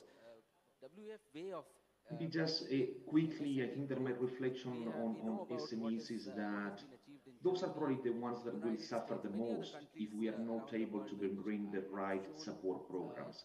Large corporations have their own research and development department. I mean, they're already driving the Industry 4.0 revolution that is boosting productivity and therefore growth. But I think that it's both the responsibility of those large companies to support their suppliers and the broader, let's say, network of SMEs. And also, it's an area in which the support from the government is going to be essential. And there are very practical ways. in which we can support SMEs, and it's not just through access to financing and other type of incentives. But for example, we have seen Germany and other countries developing networks of factory labs or test beds, specific locations where SMEs can have access to expertise and technology to develop the solutions, the use cases that will help them upgrade their production line, and also join the broader innovation ecosystem, partner with startups and with other key players. So I do believe that MSME should remain a priority area of focus for all new policies that are going to be developed in the years to come. Well, that's interesting. With that, may I thank all the panelists for their thoughts on Tamil Nadu's progress towards a $1 trillion economy, and of course India's progress towards the $5 trillion economy. Interesting observations, I must say, from Mr. Srinivasan, the triad. Very interesting thoughts there. Josh, your thoughts on the Taiwanese manufacturing and also the consistency. It's a word that will stick to me because that's very interesting. That's absolutely essential for to avoid policy flip-flops in the long run. Mr. Betty, thank you for your thoughts on the Industry 4.0 and of course MSME. Dr. Christopher, your inputs on the defense manufacturing, I think will go a long way because Tamil Nadu is really a big contender in that area. Mr. Srinivasan, again, SAS story will stick with me. Interesting. And Mr. Betty, thank you for Vivek, I mean, what is happening at your company is just amazing, and hope to see that, contagious effect on other industries. Ms. Reddy, very interesting observations on the human capital and your thoughts on especially the manufacturing of medical products. Again, remains one of the areas in which Tamil Nadu can bring in. Mr. Krishnan, I'm sure you heard Ms. Reddy and the interesting observations you made also on what we could do in the Medtronic space. And finally, Mr. Shanmugam, thank you so much for your humbleness, humility, and we know that Tamil Nadu is one of the most responsive bureaucracies. We hear this all the time around the country as we talk to bureaucracies, and here I'm seeing it in person. So thank you so much for your frank observations. And with that, let me thank the panelists. Thank you so much for your time, for being with us. Thank you. Humbleness, humility, and we know that Tamil Nadu is one of the thank you all. And we just honor the guests with a memento. We hear this all the time around the country as we talk to bureaucracies, and here I'm seeing it in person. So thank you so much for your frank observations. And with that, let me thank the panelists. Thank you so much for your time, for being with us. Thank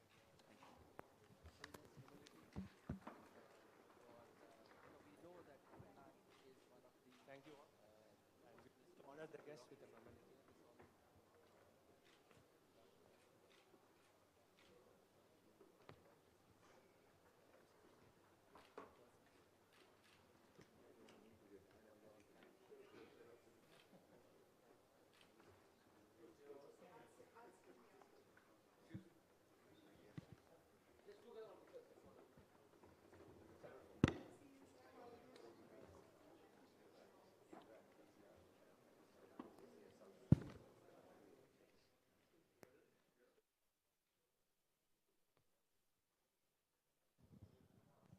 Once more, there will be high tea arranged here.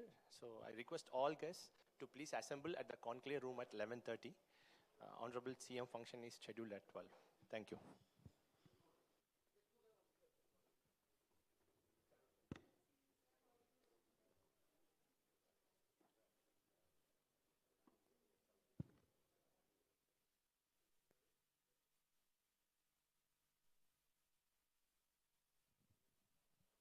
Once more, there will be high tea arranged here.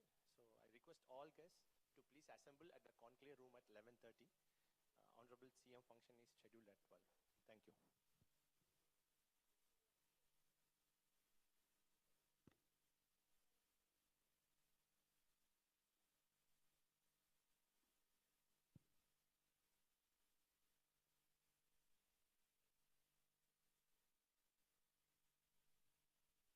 Once more, there will be high tea arranged here. So I request all guests to please assemble at the conclave room at 11:30. Honorable CM function is scheduled at 12. Thank you.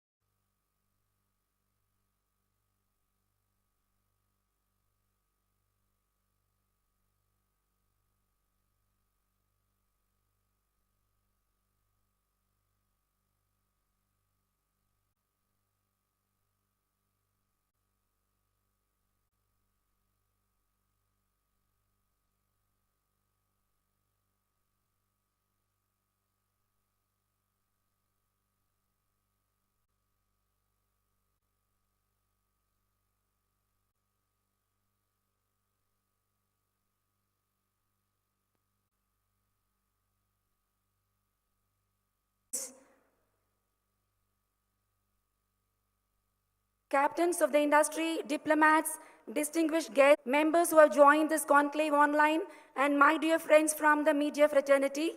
Good afternoon. I'm Deepa Devi from Guidance, Tamilnadu, your host this afternoon. Today is a special day as we gather to witness the continued transformation of new investors event. May I now request you to rise for the Tamil Thai Vartha. Worth 10 lakh crores, almost amounting to US $135 billion between the period, and also to create employment opportunities for 20 lakh people over the next 5 years. This will also increase the contribution of the manufacturing sector to 30% of the gross value added by 2030. So with this aim, we are today releasing the policy. Also simultaneously, the MSME policy, which has set a target to attract new investments worth rupees 2 lakh crores in the sector by 2025 and create additional employment opportunities for 20 lakh persons, the share of exports for MSME in the state is envisaged to be increased by 25%. An important policy announcement is that the new MSMEs and startups will be exempt from approvals for establishment and operation for the 3 years based on self-certification. Therefore, this year, when we celebrate the Golden Jubilee of the State Industries Promotion Corporation of Tamil Nadu, SIPCOT, and the Tamil Nadu Small Industries Development Corporation, TANSIDCO, today's event gives us the opportunity to acknowledge the pioneering role played by these organizations in the creation of a favorable ecosystem for industries, both large and small.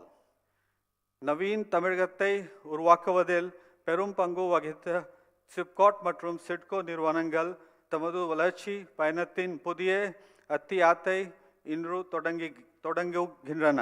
இன்று மாண்புமிகு முதலமைச்சர் அவர்கள் 4 சிப்காட் தொழில் பூங்காக்களுக்கும் 6 சிட்கோ தொழில் பூங்காக்களுக்கும் அடிக்கல் நாட்ட உள்ளார்கள்.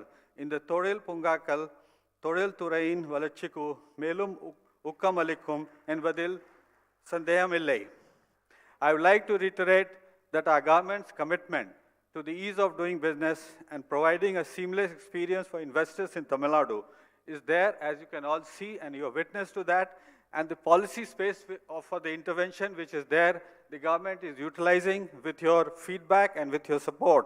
And we expect credit flows to improve, the generation of demand will be there, and it will enhance the growth imperatives, and the ease of doing business will also be there. With that, once again, I welcome the investor community present here for their contribution and confidence in the state of Tamil Nadu. Thank you. Nandri, Vanakkam. Thank you, sir. The Tamil Nadu Industrial Policy 2021 is a progressive, futuristic, and globally competitive policy designed to assure a new era of sustainable economic growth in the state. Tamil Nadu தொழில் கொள்கை 2021 வெளியிடுவதற்கு மாண்புமிகு முதலமைச்சர் அவர்களை பணிவுடன் கேட்டுக்கொள்கிறோம். முதல் நகலை மாண்புமிகு தொழில்துறை அமைச்சர் பெற்றுக்கொள்வார்.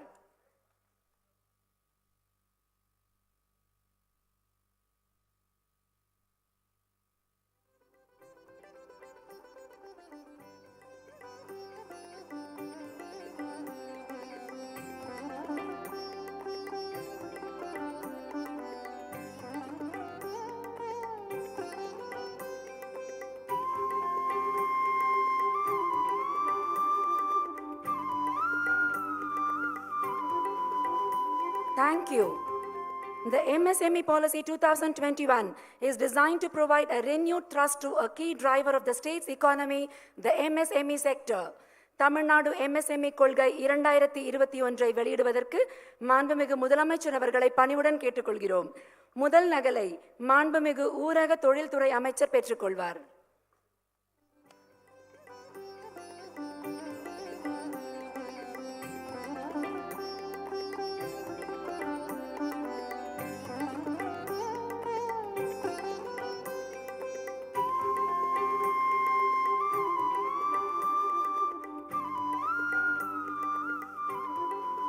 Thank you.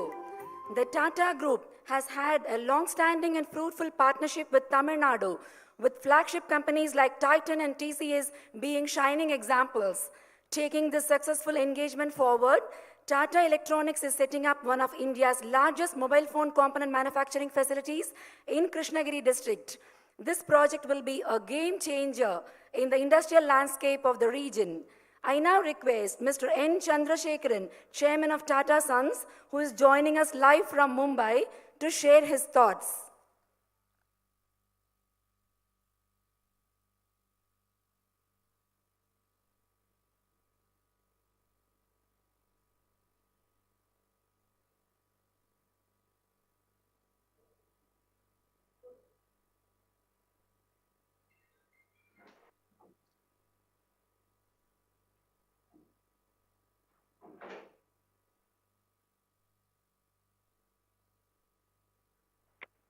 Hello. Hello. Yeah. மாண்புமிகு தமிழ்நாடு முதலமைச்சர் Edappadi K Palaniswami,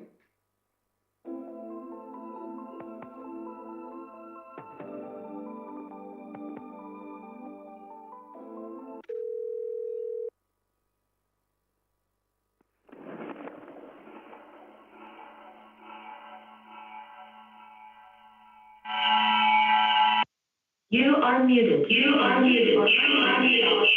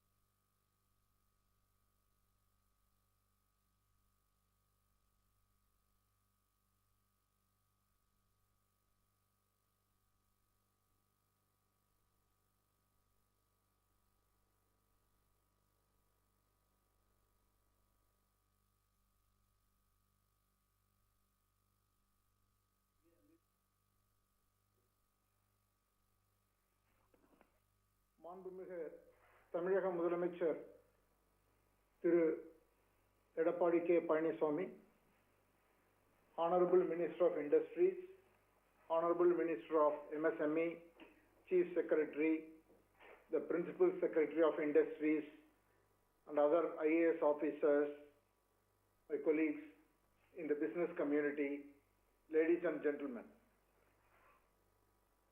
It is a great honor for me to participate in this function where the Tamilnadu Industrial Policy 2021 is being launched.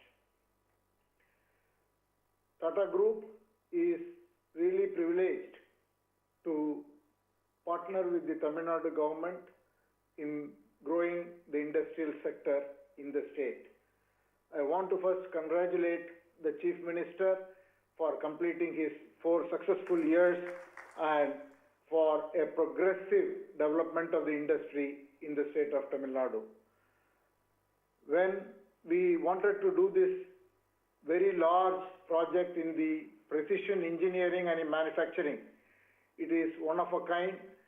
It is a very large project being done at a very, very fast pace. I must say, the swiftness, the transparency, and the speed with which your government and the IAS officers moved to be able to provide us the partnership is the main reason we were able to conclude this agreement and start this project in barely few months. It shows the hunger, the proactiveness of the Tamil Nadu government and the ease of doing business that is being given to the industry. It is an exemplary example. This project will provide a significant level of employment. It is a nation building in nature. because the precision engineering and manufacturing that we will create in this facility is going to be very, very large, and it will build capability for the country. And in many areas, apart from providing development, it will also create employment for a large number of women by providing training and skill sets in completely new technical areas, and this will go in the development of the state. And a project like this is a clear example of how a private sector and the state government of Tamil Nadu can partner to be able to make significant progress. I want to thank the Chief Minister for his able leadership, and also all the officials who worked closely with us, the Chief Secretary, the Principal Secretary of Industries, and everyone else, to make this happen at the speed with which we wanted to establish this project. And with those words, I want to thank all of you and wish the function very well.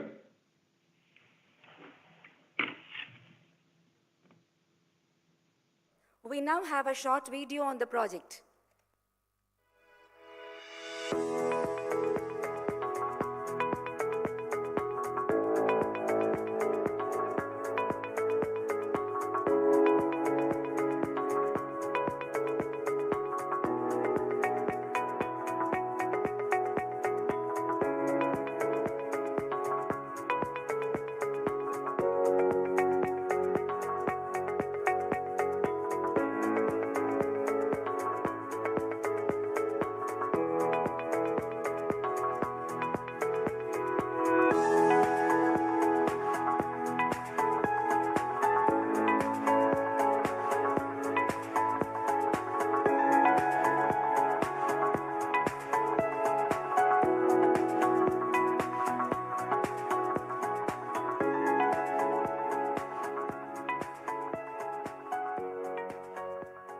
Thank you.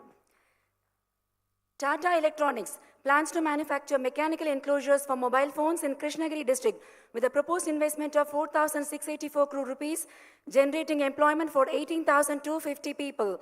May I invite Mr. Banwali Agrawala, President Infrastructure, Defence and Aerospace, to exchange the MOU with Principal Secretary Industries.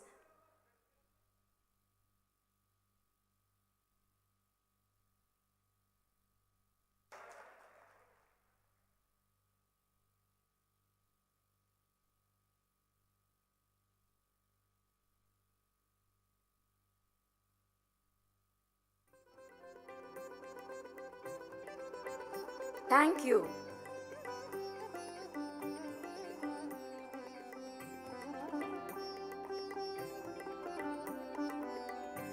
Pegatron Corporation.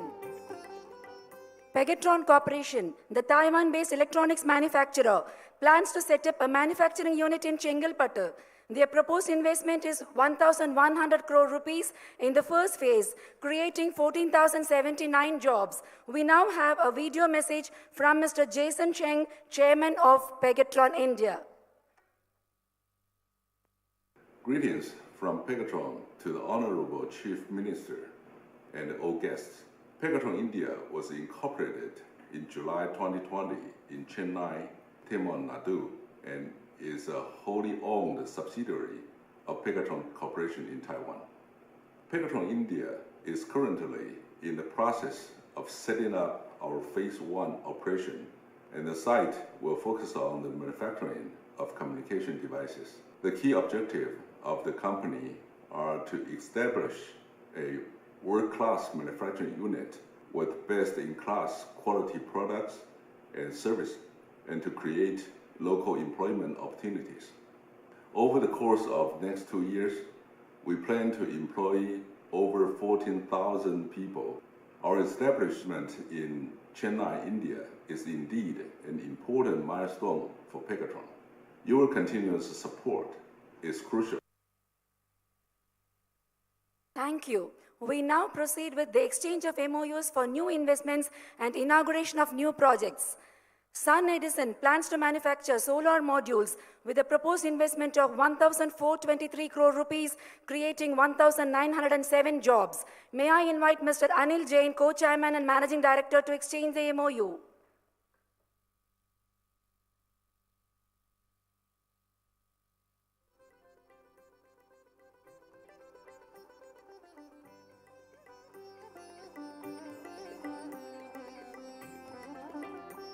Thank you.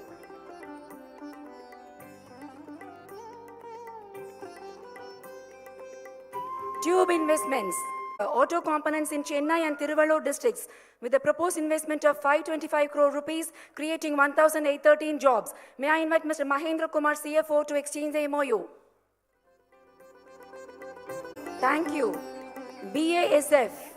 The German chemical giant plans to manufacture CAT's investment of 345 crore rupees, creating 230. A new postal stamp is being released with the slogan, Empowering Sustainable Development.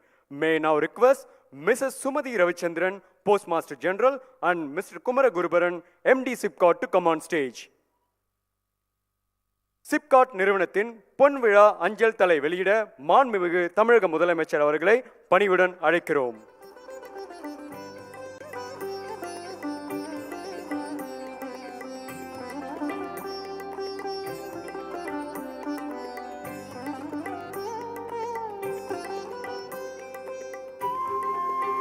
Thank you, sir. SIPCOT is establishing industrial innovation centers in Sri Perumbattur and Hosur industrial parks with a forge at a cost of rupees 20 crores each. These centers will promote startups with a focus on Industry 4.0, advanced manufacturing and future mobility. We now request our Honorable Chief Minister to launch the centers.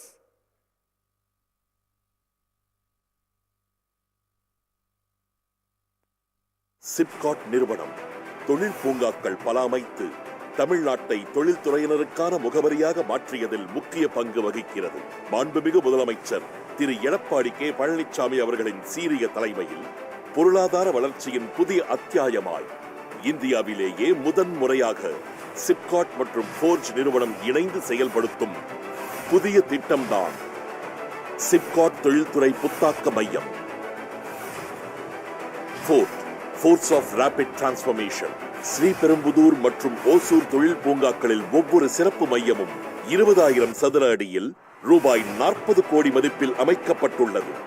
இச்சிறப்பு மையங்கள் 4வது தொழில் புரட்சி, மேம்பட்ட உற்பத்தி, எதிர்கால இயக்கம், விண்வெளி மற்றும் பாதுகாப்பில் தனது கவனத்தை செலுத்தவிருக்கிறது. தொழில் சிந்தனையுடன் வருபவர்களின் திறனை மேம்படுத்துவதற்கான களத்தை உருவாக்கி கொடுத்து தொழில்நுட்பம் மூலமாக தீர்வுகளை கண்டு தொழில் முனைவோர்களை ஆயுத்தம் செய்து வாய்ப்புகளை வழங்குகிறது ஃபோர்ட். மாண்புமிகு முதலமைச்சர் திரு எடப்பாடி கே பழனிசாமி அவர்களின் வழிகாட்டுதலால் இம்மையம் தொழில்துறையில் புரட்சி படைத்திட புதுயுக பொருளாதாரத்தை நோக்கி பயணிக்கிறது Tamil Nadu.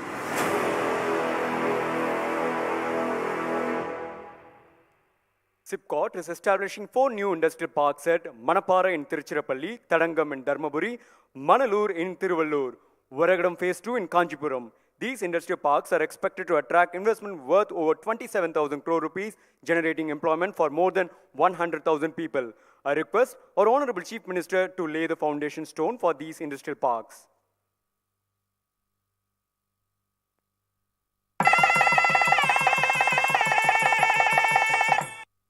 Thank you, sir.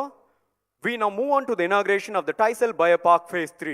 A state-of-the-art facility has been established at Coimbatore, providing 2.29 lakh square feet of functional space for the biotechnology sector. May I now request our Honorable Chief Minister to inaugurate the Taisel Biopark.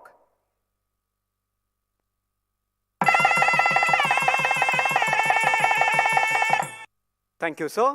TANSITCO is establishing 6 new industrial estates in Pudukkottai, Chengalpat, Namakkal, Thiruvannamalai and Salem districts at a cost of rupees 200 crores. May I request our Honorable Chief Minister to kindly lay the foundation stone.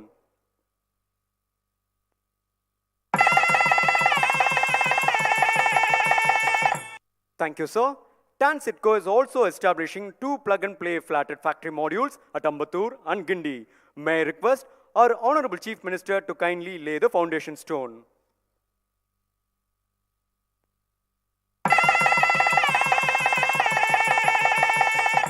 Thank you, sir. 2 new private industrial estates with the assistance from the government of Tamil Nadu are being set up in Coimbatore and Madurai districts. I invite the representatives of Kudisia and Madurai engineering clusters to come up on stage. May I request our Honorable Chief Minister to kindly lay the foundation stone.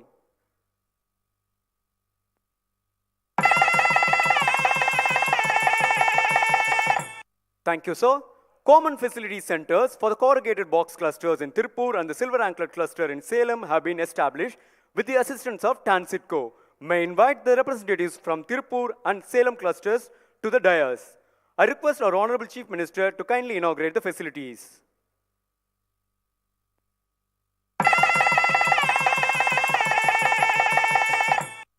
Amenity buildings at 2 industrial estates in Kadalur and Dharmaburi districts have been set up by TANSITCO. May I request our Honorable Chief Minister to inaugurate the buildings.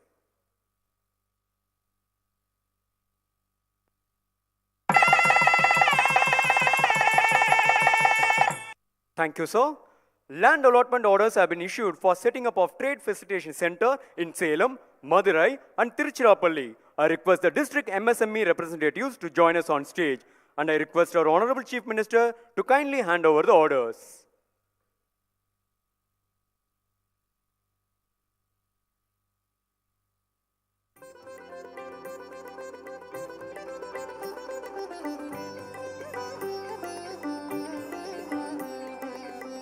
Thank you, sir.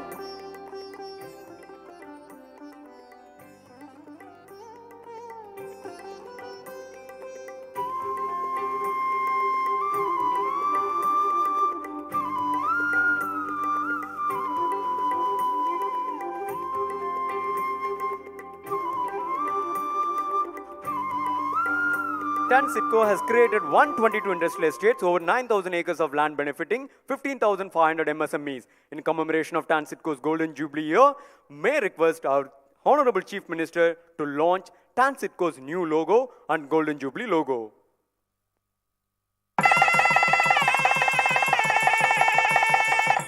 Thank you, sir. 2 coir clusters have been set up in Coimbatore and Erode districts. I invite the representatives of the Noyal Coir Cluster and the Cocoa Bee Producer Company to come up on stage. I request our Honorable Chief Minister to kindly inaugurate the clusters.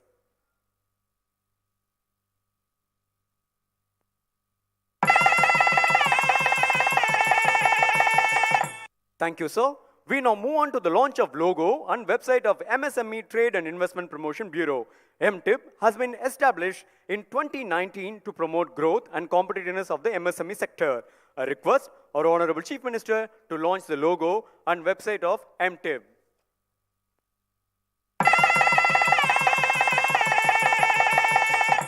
Thank you. The Honorable Chief Minister will now give away the annual MSME Awards for the year 2018-19. The Best Entrepreneur Award goes to Collagenesis Healthcare Salem, which is engaged in the production of collagen-based dressings for management of burns, trauma, and chronic wounds. May I invite Mr. R. Krishna Kumar, Managing Director, to receive the award.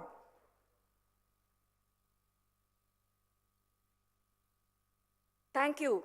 The Best Woman Entrepreneur Award has been backed by Mrs. M. Leela Mahesh of Sri Lakshmi Precision Tools, Krishnagiri, manufacturer of press components. We invite Mrs. Leela Mahesh to receive the award. Thank you. Lifecare Phyto Labs Perambalur is awarded the trophy for the best agro-based industry. Lifecare Phyto Labs is a nutraceutical firm that specializes in plant-derived formulations and pharmaceutical ingredients. Dr. A. Rajendran is receiving the award.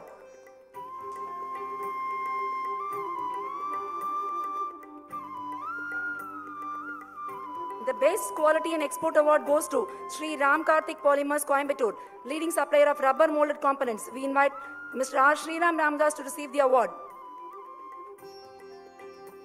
Indian Overseas Bank is awarded the first prize in the Best Banker Award category for Quantum of Credit extended to MSMEs. We invite Mr. Partha Pratim Sengupta, MD and CEO, to receive the award. The second prize goes to Tamilnadu Grama Bank. The award is being accepted by Mr. S. Selvaraj, Chairman.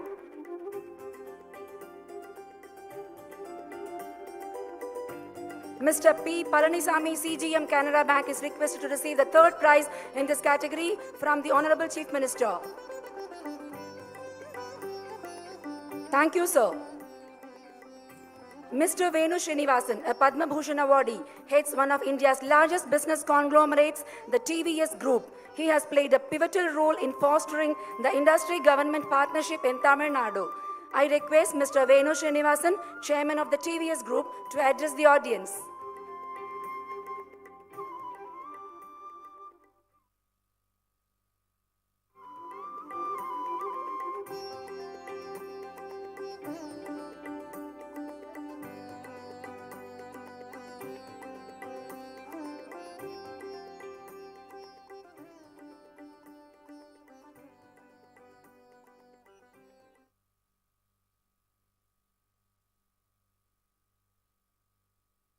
மதிப்பிற்கும் மரியாதைக்கும் உரிய மாண்புமிகு தமிழ்நாட்டு முதல்வர் திரு எடப்பாடி பழனிசாமி அவர்களே, மாண்புமிகு தொழில் அமைச்சர் திரு சம்பத் அவர்களே, மாண்புமிகு MSME அமைச்சர் திரு பெஞ்சமின் அவர்களே, முதன்மை ஆணையர் சீஃப் செக்ரட்டரி திரு ராஜீவ் ரஞ்சன் அவர்களே, பிரின்சிபல் செக்ரட்டரி முருகானந்தம் அவர்களே, MSME செக்ரட்டரி திரு மங்கத்ராம் சர்மா அவர்களே, மற்றும் மேடையில் இருக்கும் பெரியோர்களே, வருகை தந்திருக்கும் தொழிலதிபர்களே, விருந்தினர்கள் அவர்களே, எல்லோருக்கும் முதலில் என் இனிய காலை வணக்கம். I would like to first felicitate the Tamil Nadu government under the able leadership of our Chief Minister for releasing this new industrial policy 2021. Under the leadership, we have seen Tamil Nadu grow from strength to strength. The theme itself today is Vetri Nadai Podum Tamilagam, a state that is marching forward industrially, socially, in every aspect of life. Thanks to his leadership, we have seen Tamil Nadu consistently at the lead in terms of industrial growth, in terms of governance, in terms of number of factories, number of workers. It is one of the most urbanized states, the most industrialized states. You can look at all parameters, social parameters of health, education, law and order. It is amongst the best states. In terms of governance, as we know, we have not only able political leadership, but we also have a very outstanding and capable administrative system. We look forward to a time with this new industrial policy that we will emerge as absolutely the leader, not only in traditional industries of automobiles or textiles or industrial products, but we will also emerge as a leader in electronics, which is an emerging new field under the Atmanirbhar program. And I'm very delighted that Tata's is spearheading this effort as one of the biggest electronic manufacturing facilities in Tamil Nadu. Also, we are seeing the emergence of Tamil Nadu stronger and stronger in the area of IT. The state has 22 approved IT parks spread over 1.28 million square feet. We want to make the state as a software as a service hub for the country. Retail is also one area where Tamil Nadu is leading. So all in all, this is one of the most attractive states to do business. I would like to congratulate all those who have come forward today to sign the MOUs and inaugurate the factories. And most of all, I'd like to thank our Honorable Chief Minister for providing us the leadership which has made all this possible. Thank you very much.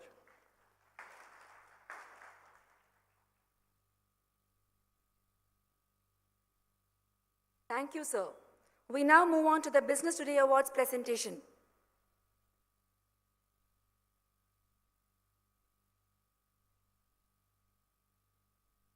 Vanakkam, and a very good afternoon, ladies and gentlemen. I'm Sonal Khetarpal, Senior Assistant Editor at Business Today, and your host for Business Today and Tamilnadu Business Leaders of State Awards ceremony. These awards are to celebrate the entrepreneurial achievements of over 72 million people whose hard work has made Tamil Nadu the industrial hub that it is today, and also the second highest contributor to our country's GDP. Congratulations.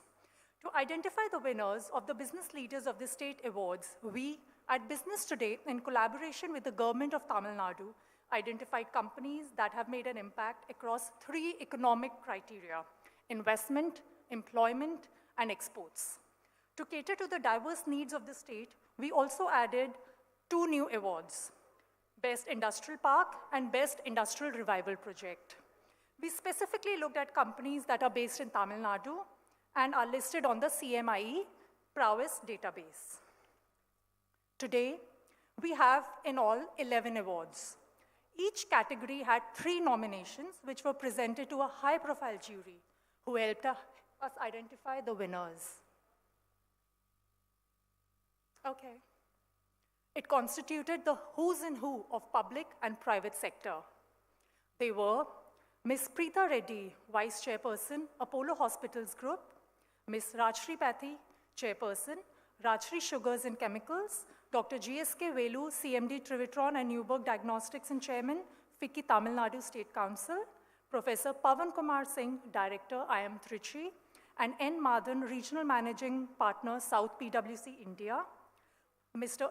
Arun Roy, IAS Special Secretary, Industries Department, Government of Tamil Nadu; and Dr. Darez Ahmed, IAS Executive Director, Guidance, Tamil Nadu.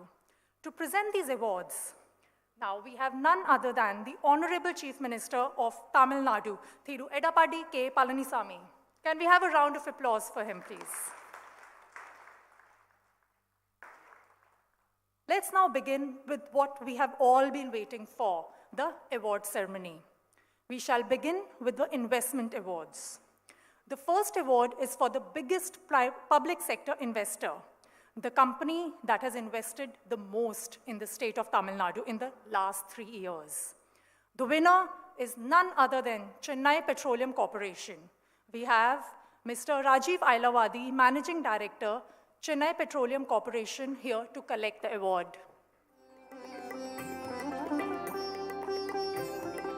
Please put your hands together. Can I hear it? Can I hear the applause, please?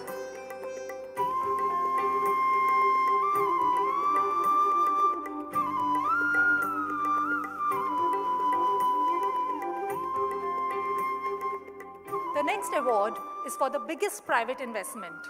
The award goes to a company that has been moving people for decades. Yes, it is MRF Limited. We have today with us Mr. K.M. Maman, Chairman and Managing Director, MRF. Please put your hand together for Mr. Maman.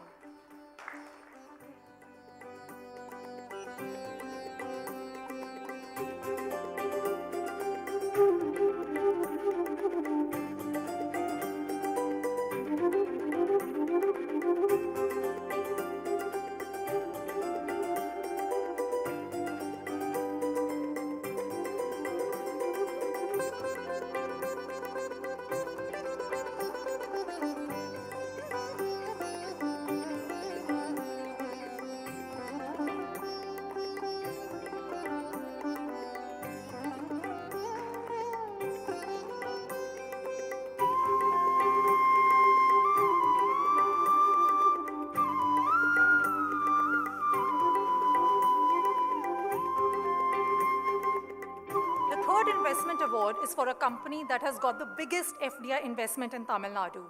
The award goes to none other than Hyundai Motors India. Please welcome Mr. D.S. Kim, Executive Director, Hyundai Motor India.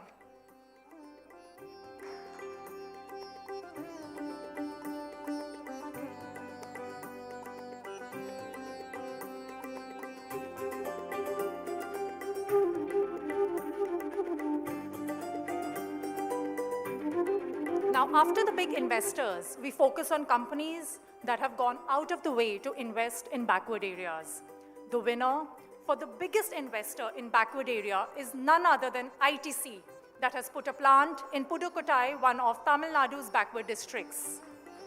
Mr. R. Senguthavan, Chief Executive ITC's packaging business in Chennai, Mr. N. Saravanan and Mr. P. L. Subaya are here to collect the award. Please welcome them. The last award in the investment category is for the biggest investor in sunrise sector. That's an award where the competition is going to get tougher. The winner for this category is the Foxconn Group. Can we have Josh Fogger, Gary Chow, and Mr. Nair on stage to receive the award? Foxconn India has come a long way, and it is currently the largest contracts electronics manufacturer in India, churning out over 50 million handsets annually with a revenue of $5 billion. Can we have a round of applause for them?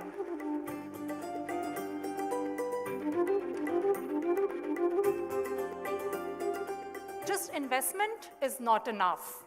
We need more employment. In a growing economy with a young population like ours, it is very critical more jobs are created. We now begin with the employment category, where we'll have 3 awards. The award for the biggest employer in Tamil Nadu goes to Chayar SEZ Developers. We have Mr. Arul Sambadam, Vice President Feng Te here to collect the award. Please welcome him.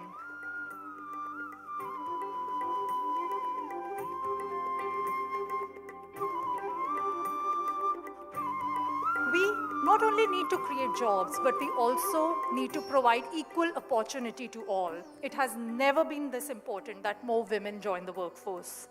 The next category is for biggest employer of women, and the winner is Farida Group. Across several of the factories, over 90% of employees are women.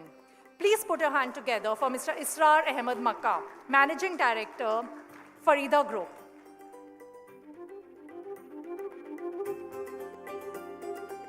We not only need to create jobs in urban areas, but backward areas too.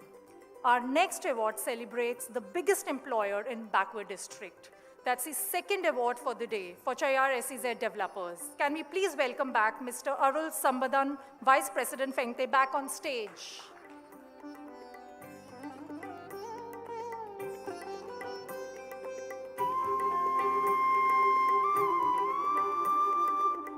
Now, we move to the exports category, the largest exporter out of Tamil Nadu. Any guesses? I'm sure all of you must have used their products at some time or the other. The award goes to Hyundai Motors India. Please welcome Mr. D.S. Kim once again on stage. Congratulations, sir, on picking up 2 awards.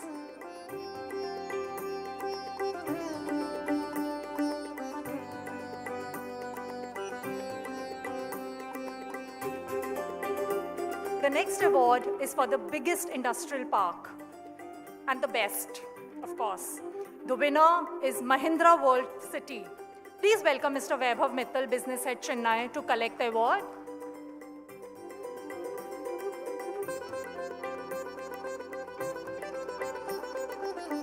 The last award for the day is for the most successful revival for an industrial project in Tamil Nadu.